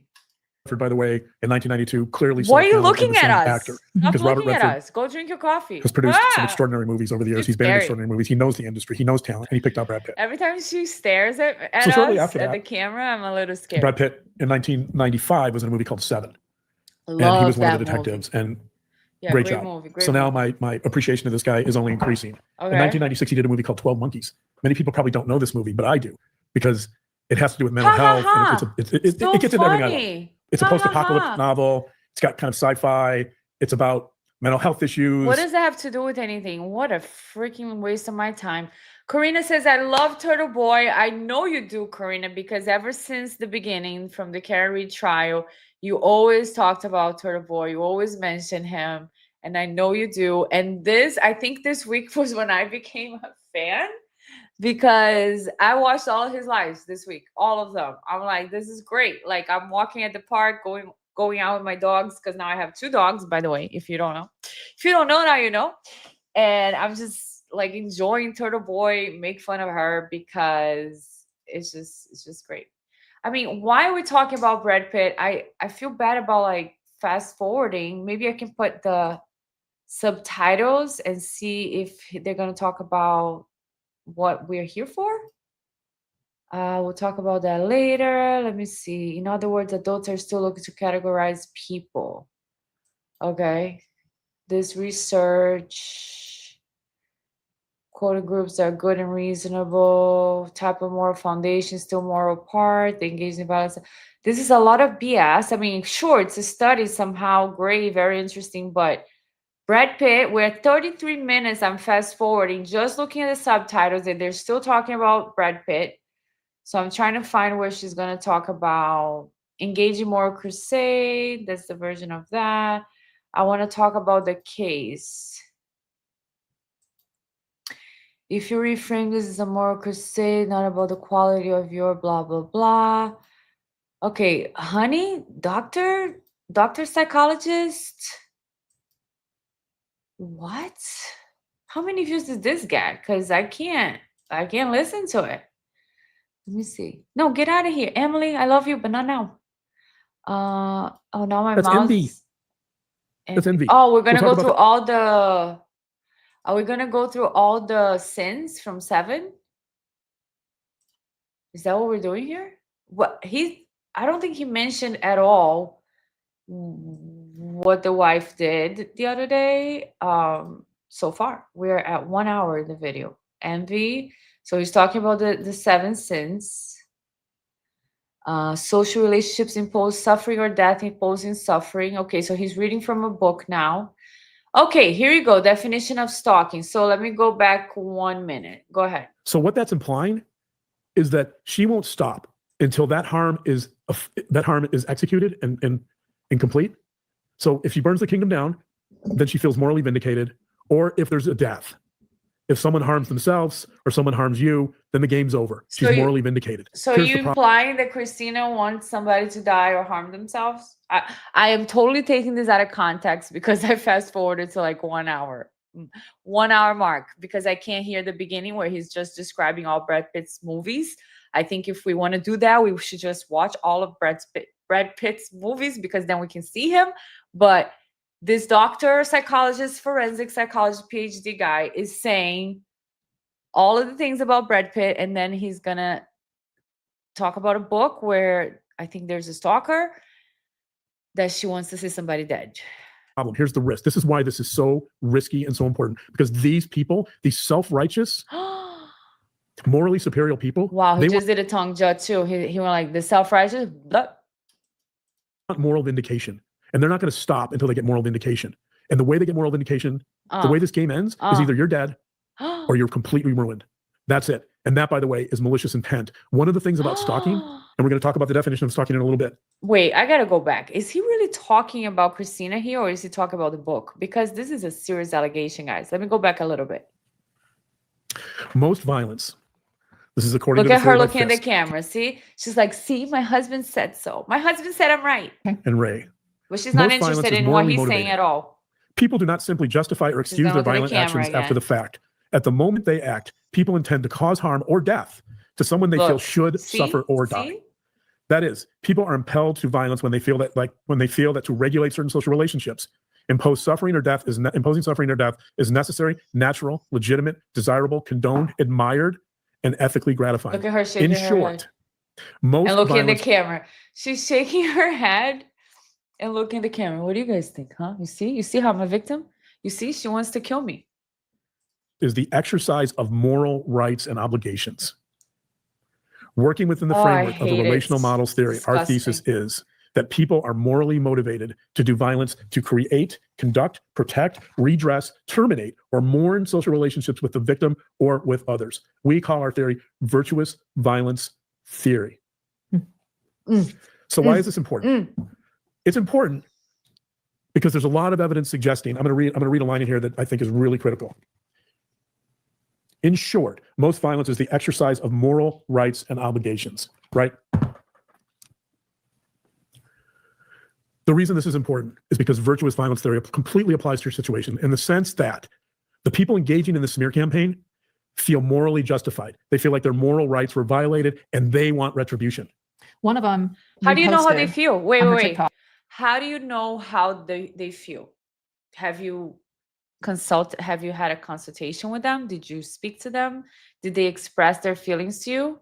Because your wife expressed her feelings to hundreds of thousands of people, but how do you know how they feel? How can you affirm how they feel? We should bring back public shaming. That's kind of what you're. She's like, Exactly. please add The this. Salem witch Please trials add too. this. I mean, I guess a lot of people feel that way. No, a lot of people don't. You can't speak for a lot of people. You have to speak for yourself and stop with the one shoulder shrug, because that is a demonstration of lying. It's like incongruent movements, because when you don't know, you go like both shoulders up. And when you go like, that's what a lot of people are saying, don't speak for a lot of people. The larger point here is that there's research supporting this, and that if you engage in kind of this extreme moral crusade against someone, the natural and logical conclusion to that is harm or death. And if you think about the smear campaign, so you don't look like somebody who's afraid of death by stalker. You look like somebody who's trying to get a lot of validation from the camera, who keeps looking at the camera, and who's just trying to make money out of this drama thing. I mean, really, that's what you guys look like. And it's so sad. Like, Kimberly, let me read your comment. Sad that these two are making up stuff in their heads and looking for collaboration in books. Correct. Because the studies are there. The studies are real. The books are written, of course, based on studies and human behavior, psychology. And yes, groups that do that kind of stuff. But what you guys are doing is combining that and either insinuating or explicitly saying that that's Christina, the girl that you're calling your stalker. The coercive control that Laura mentions in her 9-hour video is really what she's doing from the beginning. Stop. That's control, right? It's an order. Stop sharing my messages. And when you don't stop, I'm going to pursue legal action. When you don't stop, judge, you need to have her stop doing TikToks. Judge, you need to have her stop saying things about me. I don't like it. I don't like what she's saying about me. I don't want her to share what I said. Coercive control, that's what you guys are doing. And you guys are saying all public shaming. You, Laura, spent 9 hours calling this girl your stalker. Okay. Your husband, who is a doctor, who's a psychologist, that I admire the profession. I highly admire his profession. Compare her to a psychopath. You are the first one that threatened anything. You threatened legal action. If she threatened, this is a threat. If she had threatened to release your text message, it would have said, Laura, I have your text messages. I can release them anytime. She didn't say that anywhere, because if she had, you would have shown it to us. And if she had said that, it still wouldn't be illegal. It would be a threat. Yeah, I have your text messages here. They're bad for you. I'm going to release them, but it wouldn't be illegal. It's ridiculous what these two are doing. It's ridiculous. And it's so sad that a psychologist is putting himself in this position for this lady. This is the serious red flags, guys. Serious red flags. A little bit more. The stalker who began the TikTok. Oh, okay. So now we're talking about her. She says quite clearly. And he did a tongue jut again, right? The stalker who began the TikTok.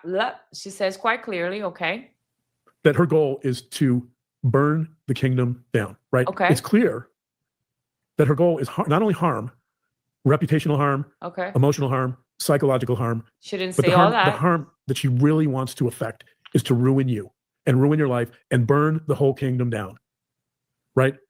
The goal. So what that's implying is that she won't stop until that harm is executed and complete. So if she burns the kingdom down, then she feels morally vindicated. Or if there's a death. Wow, what a stretch. First of all, there's a lot of interpretations and additions that he's using in this video, right? She's saying, I want to burn the kingdom down. I don't even know where she said that or how she said it in a TikTok. But let's say she said, was it a music thing? Because she does that a lot with the music. But let's say she said, I want to burn the kingdom down because she betrayed me. She talked bad about me. I know she has a kingdom. She has a lot of followers. I want to burn it down. I want to expose her. What does that mean? Either she's just, it's a figure of speech, or like, I'm going to expose you. To me, it doesn't mean I want to see a death. I want psychological harm. To me, that is a stretch, especially the death comment is a super stretch. And it's completely unprofessional, in my opinion, for a psychologist to be saying that. Like, exactly, Karina is saying a bit of a leap. Like, whoa, a huge leap, right? PD question saying, I'll bet Meghan Markle wants to save her. Yeah, same style. Elizabeth is hostage. Video is a mistake for these people. It's terrible, the fact that she doesn't have the perception, like she doesn't see what we see, because she keeps looking at the camera like, you guys see? Oh yeah, John, what you're saying is very interesting. Yeah, sure, whatever. Just say I'm hot. Just say, I'm being public shamed. Just say the things I told you. See? One of the biggest red flags that I'm actually working on a video, it's not ready yet, but one of the biggest red flags that I've gotten that made me want to cover this story was the doctor's letter to the court, calling the girl saying that she has anti-personality disorder traits. And that to me was scary. And also when he says in his letter something about Laura wanting to harm herself or commits the S word, Laura stops to read. She's reading the letter. Let me get my license here that I've renewed. She's reading the letter saying, and then Dr. John says that this could harm the victim, Laura Mathias, could have been harming herself and and committing the S word. So she stops and looks at the camera. See, he said I could harm myself, guys. You see what the doctor, psychologist, PhD said to the courts? So anyways, so now we understand his strength, his style of thinking. We understand how he's processing this information, how he's getting to this conclusion. So he's reading a book now that talks about this behavior, and he's saying, see, somebody on TikTok says, I'm going to burn your kingdom down. That means she wants to see you dead. She wants to see you with psychological harm. She wants to see you. That's what that means. I mean, how are you a doctor? How are you a doctor? I'm not a doctor. I don't understand. Harms themselves or someone harms you, then the game's over. She's morally vindicated. Here's the problem. Here's the risk. This is why this is so risky and so important, because these people, these self-righteous. Every time he says something that supports her stupid claims, she looks at the camera. Right? He said, this is so risky. She looks at him and looks at you. You guys see? It's risky. It's risky for me. I'm a victim, guys. Morally superior people. Don't look at me again. Don't look at the camera. And they're not going to stop until they get moral vindication. I'm feeling threatened. And the way they get moral vindication, the way this game ends is either you're dead or you're completely ruined. Wow, you're crazy. And that, by the way, is malicious intent. One of the things about stalking, and we're going to talk about the definition of stalking in a little bit. Okay, I have it There has to be malicious intent. There has to be some intent to cause harm. You have it in spades here. When someone says that they want to burn your kingdom down, when they want to expose you, when they want to harm you. She didn't say I want to harm you though, right? I think you guys are like adding stuff and just putting together with what she actually said, because I think she said she wanted to expose her. I didn't see anything where she says I want to harm you, I want to see you dead. I think these are things you guys are adding because you guys are out of your minds. Yeah. They feel you guys agree with each other. Justified in doing it. They feel, as virtuous violence theory would predict. Wow, he's really into this, and she keeps looking at us. Don't look at me. I'm scared. They feel like most violence is the exercise of moral rights and obligations. That's exactly what this is. They're exercising in their mind their moral rights and obligations because you harm them, because you're immoral, because you're a bad person, and they will not stop until their goal is met, which is to ruin you or have you end up dead. That's the goal. What are you reading down there? Let me continue with another. I'm going to read another part of this book that's so important. I don't know about that. What book is this? Why are you reading a book to us? Same book, Virtuous Violence, same author. Virtuous page Violence. 17. Quote, that's the name of the book. Virtuous violence theory proposes that the perpetrator intends to harm or kill in order to constitute a social relationship, to make it correspond with a prescriptive model of what the relationship ought to be, what it must be made to be. Okay, so you're saying Christina wants to kill somebody because the relationship is not what it should be? I mean, what a terrible move, right, Kimberly? What a terrible move. Like, stay away from this. Don't embrace your wife and say, whatever you say, honey, get her some help, sir. Guys, these things that we read today, the traits, the victim, the legal action, the threatening, these actions that she took, we can read and we can make this presentation on a simple YouTube video.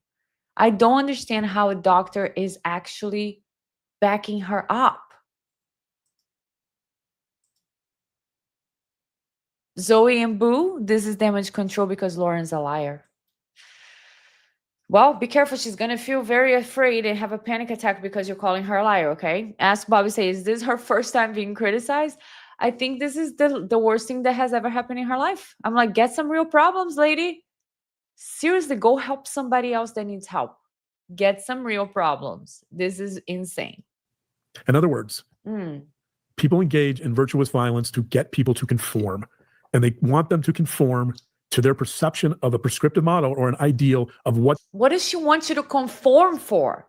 She's just, I mean, she didn't even threaten to expose your text messages, but if she did, she just wants people to know who you are. She's not asking you to conform to nothing. Stop looking at us. they think the relationship should be. I'm scared. That's conformity. That's all over this. That's all over the situation. Is it? Well, you're going to get some tonight. They're evaluating you. Sorry, and again, guys. this gets to the question of moral authority. They're evaluating you against an ideal of loyalty and conformity and acquiescence and fitting in above all else. I'm so uncomfortable with her staring at us in the camera and nodding and like controlling everything that he's saying. I'm so uncomfortable. Like I truly like, I feel like she's looking at me. I feel threatened and I'm having a panic attack. I'm having a panic attack, guys. Don't mind my face is normal. I'm really having a panic attack. What they're not doing is they're not evaluating against, they're not evaluating against the criteria of quality work. Right. We talked about, they're not evaluating you against the criteria of creativity.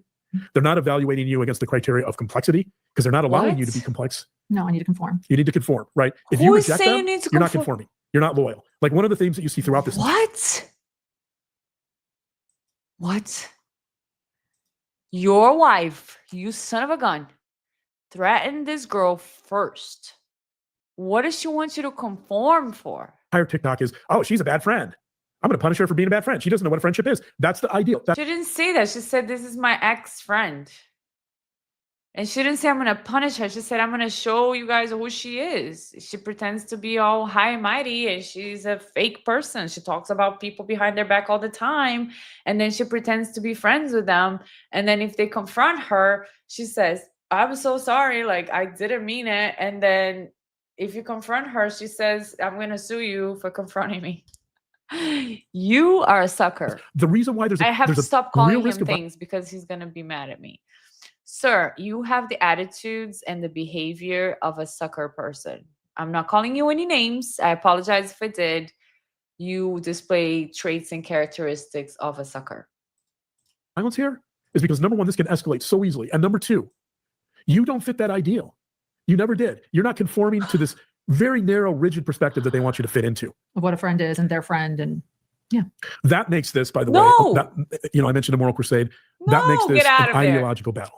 In the sense that the fight here is, and to them, the fight here is good versus evil or good versus bad. They're good, you're evil. And because of that, the only possible way out of this. Nobody called her evil. And that's another thing she claimed in her other video. Unless I missed it, I could have missed it. I'm not perfect like Laura Mathias.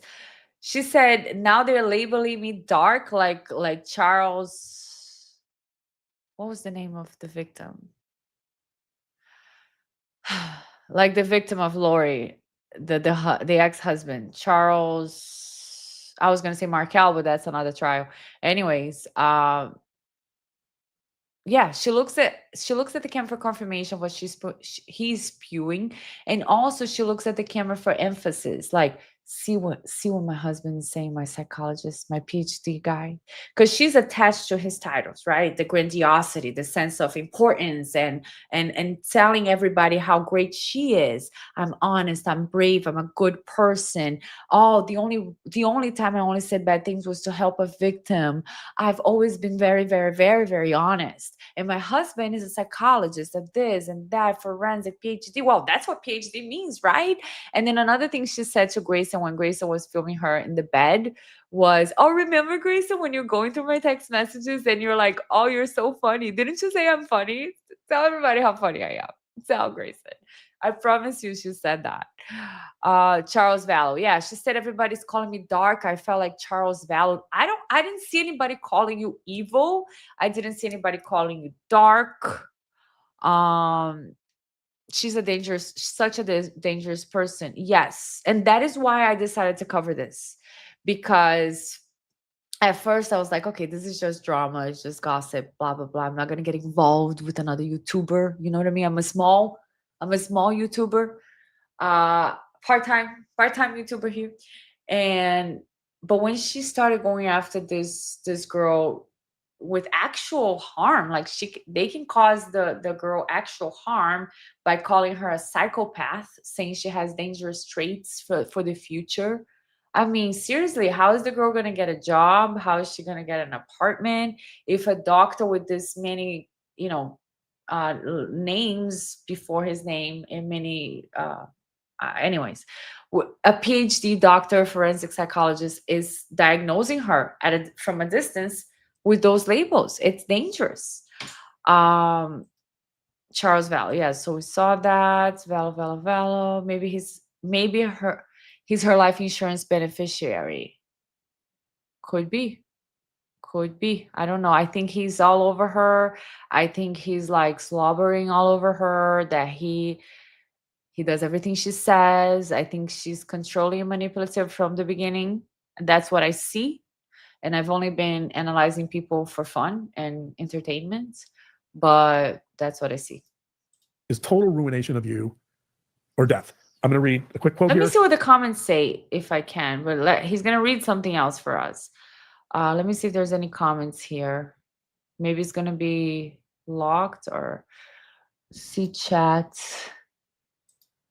live chat. There's no chat. There's no comments. Oh, it's down here. Let's see. Can you guys see this? Let me make myself small. Somebody say, I was under harassment. It took me 2 years to stop thinking and talking about it. Lauren, do you know what stands out the most in this video is how much this man loves you? You can hear in his voice. Yeah, he does love you for sure, or something. This, no matter where one falls in one opinion on the topic of this episode, is an important listen. It's brilliant. Thank you, Dr. John. Wow. So everybody's really like believing everything here.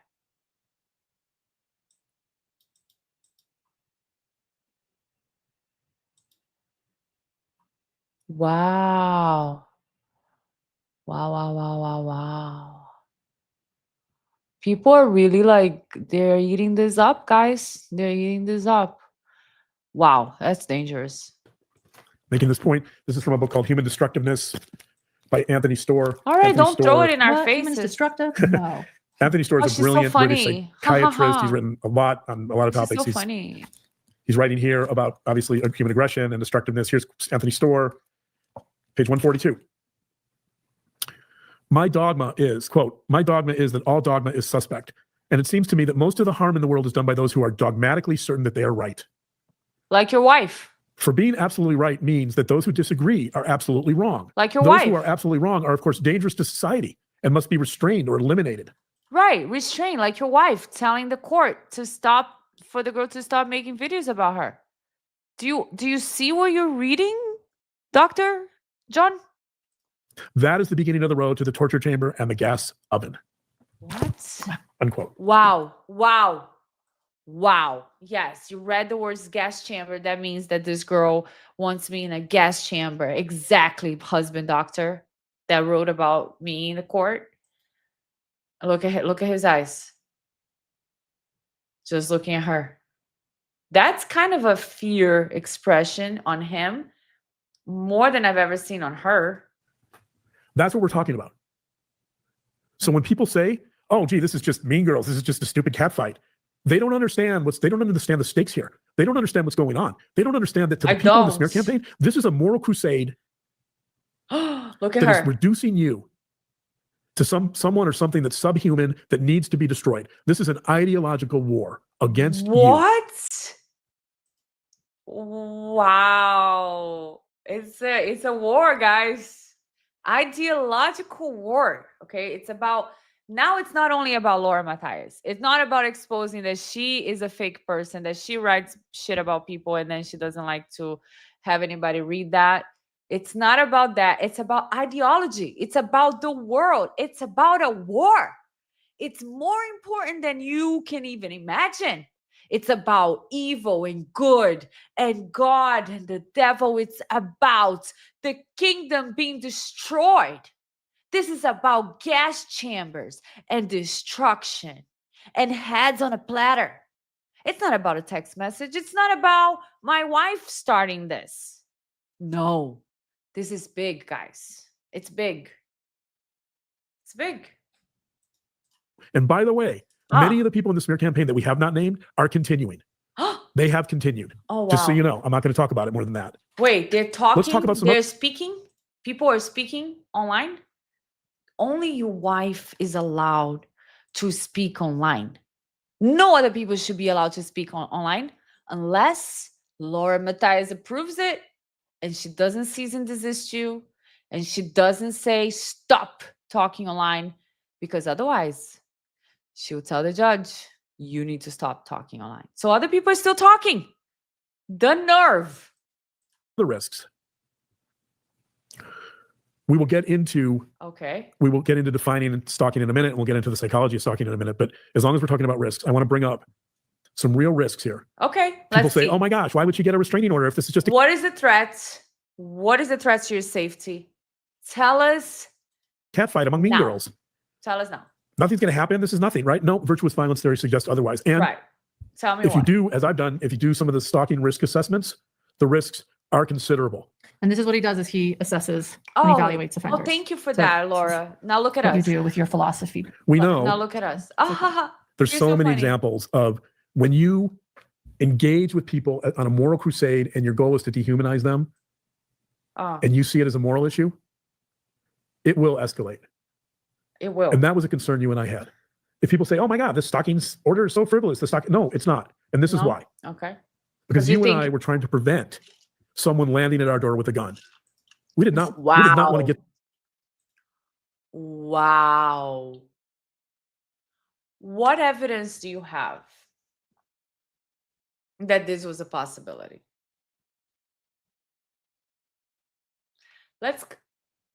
Somebody landing at my house with a gun. So I have to go back to this. Oh, this is the wrong one. What evidence do you have that that was a possibility? Okay. So I'm going to go back to the beginning where your wife sent Christina threats, because you guys are shameless, right? You guys are shameless. You have no shame of saying that this girl was going to come with a gun to shoot somebody, right? So here's your wife. Okay, sir. Why does this keep moving? Oh, because I have to press pause. Okay. Christina, I love you and I'm sorry. Thank you for talking to me. I have a lot to process about myself and my actions. Christina says, okay, thanks for being vulnerable. Thanks for allowing me to be vulnerable. Everything I love about you is real and sincere. Blah, blah, blah, blah, blah, blah, blah, blah, blah. If you ever need me, I'm always there for you. I'll do anything for you. Okay, same day at night. That was in the morning. Same day Your wife says, I would appreciate you not talk about our private conversations, which you described as vulnerable with other people. I have done this for you. So she didn't apologize because she felt bad.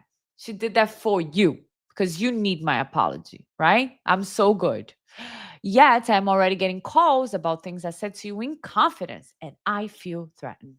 Do not screenshot or share private conversations that are meant to be private. Do not share what I've said to you in private. So, 2 orders. Do not, because they're considered private.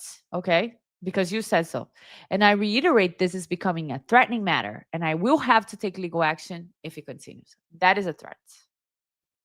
That is a threat. So you and your husband coming here and say that you are afraid of this girl showing up with a gun in your house. I don't see foundation. I don't see foundation. Please provide foundation. Objection, Your Honor. Lack of foundation. These two are just blabbing away without any evidence, assuming facts not in evidence, Your Honor. Assuming facts not in evidence, okay? These two are laughing all the way to the bank. The real weirdos are their followers. Yet she's okay to share. Yes, yes, yes. Does she ever figure out Lauren's name? Elizabeth said, I don't know their religious beliefs, but they need an exorcist. Probably. Probably. They're both stuck in some type of psychological web, right? Where they think, they believe this is really what's going on. The both of them are they're very convincing that they truly believe that this BS. So I had to pause when he's saying that the girl was going to show up with a gun. So let's keep going. To that point. And somebody has now threatened us with that online. Yes. Yeah? Somebody threatened to come and shoot you at your house. We received our first official. Is that Christina, or is that like one of the people that were watching your stupid video? Death threat the other day. Well, congratulations. You received your first official death threats, right?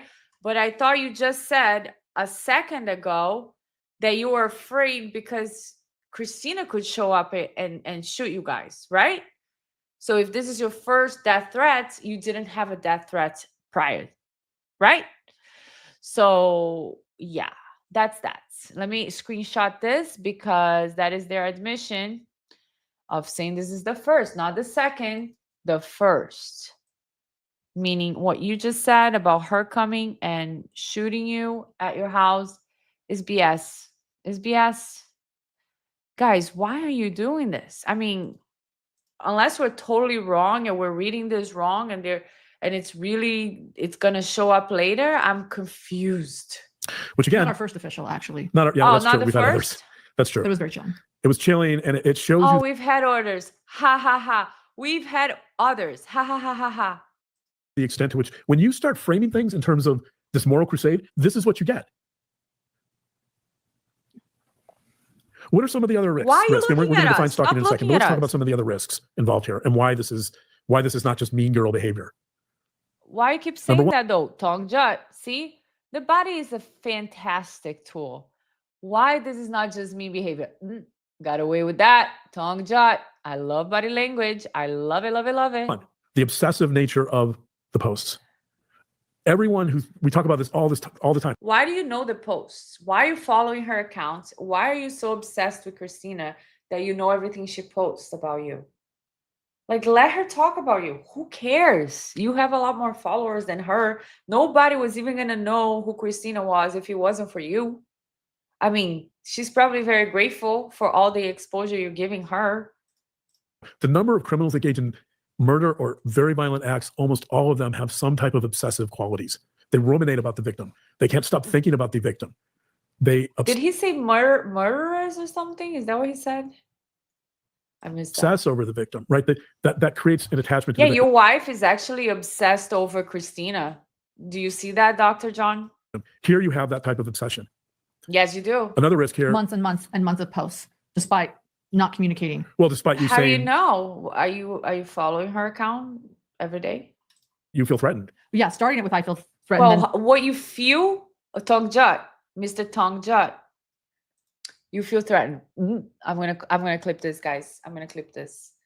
Feelings are not facts. I learned that a long time ago. Just because you feel something, it doesn't mean it's true. So you feel threatened, it doesn't mean it's a threat. And we can see that very clearly here in this case. The social media, the Instagram to Instagram and TikTok, and there's a YouTube I didn't know actually until after this, and months and months and months and months of it without any response from me. Escalating. Obsessive. Nice to see There's you, also Sheila. this inordinate rage and hatred towards you. And that's a risk, because when people develop this intense rage towards another human being, and I think, by the way, with the TikToker, I think a lot of that is repressed. But you see it. The way you see that rage is by ignoring a stalking injunction. Right? The way you see that rage come out is by being oppositional. It's after our first hearing, it's going outside on the courtroom steps and doing a mic drop. That's taunting you. The stalker did that. On the day of our hearing in September, she went outside, she filmed herself doing a mic drop. That's harassment. What was supposed to, it was supposed to be our evidentiary hearing, and the judge changed it to a later date. And the judge continued. Wait, she filmed herself outside doing a mic drop? I don't know what that means. You did. And lessened the stalking injunction, and she went out and did a mic drop. Against Utah code, by the way. Utah code specifies quite clearly that you can't modify a stalking injunction without hearing evidence from the petitioner, and that's what happened. From Lauren. And the injunction was modified. Stop looking at us. Without hearing a shred of evidence from us. Also, what evidence? Just so people know this, our lawyer tried to get the stalking injunction enforced. My lawyer, who's not my brother, P.S. Go ahead. Our lawyer, Gaston, not her brother. Our lawyer, who one of four. Yeah, right. We have other lawyers too. None of our my brother. So angry. Yeah, so whatever. Let the rumor mill. Even her smile, it's just like, see her evil face. Even her smile is just a second, and then she goes back to the anger, to the evil. There's just so much ruminating inside her. Maybe, I don't know, like negative feelings that are coming out in her face. Even when she smiles, it's like, right? No, we have 4 lawyers, and it's always to make herself look better, look better somehow, because she thinks that's good. Oh, we have 4 lawyers actually. That is not good. When you have humility, it's nicer. It's like more attractive than just telling everybody that you have 4 lawyers. Like we don't need to know that. Just be humble. Stop staring at the camera every 5 seconds. Stop controlling your husband. Be genuine. Just come out with the truth. If you were wrong, say you're wrong, and pass this. Lawyer tried to argue correctly that because there were multiple violations of a stalking injunction, which is a felony, that the stalking injunction should get automatically enforced. Guess what? That is Utah code. That is if you violate it twice. Our lawyer made the point that hearing never should have even occurred. It shouldn't have even been an issue. It's black and white. Someone violated a stalking injunction. It gets enforced. It should have been enforced. End of story. It wasn't, though. And wasn't there like a hearing that I can't listen anymore to these two. Honestly, I can't. I'm done. But wasn't there a hearing where the judge was like, this is not stalking. Like, it's the First Amendment. So I don't know. Guys. I don't know what you think about this. If you're watching this live, thank you so much. If you rewatching, please let me know what you thought. These are just my thoughts. Genuine finds genuine, Karina. That's right. I could be wrong. I'm seeing all these things, and I could be wrong. So look at the personality disorder traits, especially I think was the narcissistic one, was very, very interesting. Kelly was saying, I'm in law school. Did you go to law school? Nope. Right. I think the judge was like, no, like that's not what's happening here. So I don't know. Let's see what happens, how this story unfolds. Good luck to her and her husband. From what I see, if she's telling the truth and I'm completely wrong, I apologize. But from what I see, she could use some help, somebody to tell her like it is, some honest feedback, so she could become a better person, like honestly, not just pretend to be, not just like fake, not to pretend to love you in front of you and then to talk behind your back and then get mad when people expose that she did that. And really, if you're so empathetic and compassionate and good, like you claimed in your first video, please take a moment to question yourself if you are wrong. What kind of harm you're creating to this girl's life? I didn't watch her TikToks. I pretty much don't have TikToks. And I don't know what she said. I know she did some videos. I saw the 9-hour live, so I saw those TikToks, but I didn't see anything threatening. I didn't see anything dangerous. I didn't see anything that could cause somebody to fear for their safety, for their kids, and the other day I actually watched this stalking. I told you guys that in the beginning. I watched a stalking one on YouTube that was very scary. Like, it was an actual stalking case. So I don't know, just self-reflection, Laura, self-reflection. You're young, you have a beautiful channel, you have a lot in front of you. Just don't try to destroy somebody that is smaller than you. Like, don't try to look down and just destroy somebody that is smaller than you by using your husband, who's a psychologist, to diagnose her from afar, to call her having anti-personality disorder traits.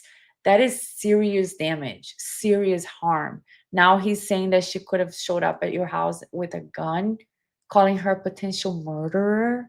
How low can you go? How low can you go, Laura? Don't go down low.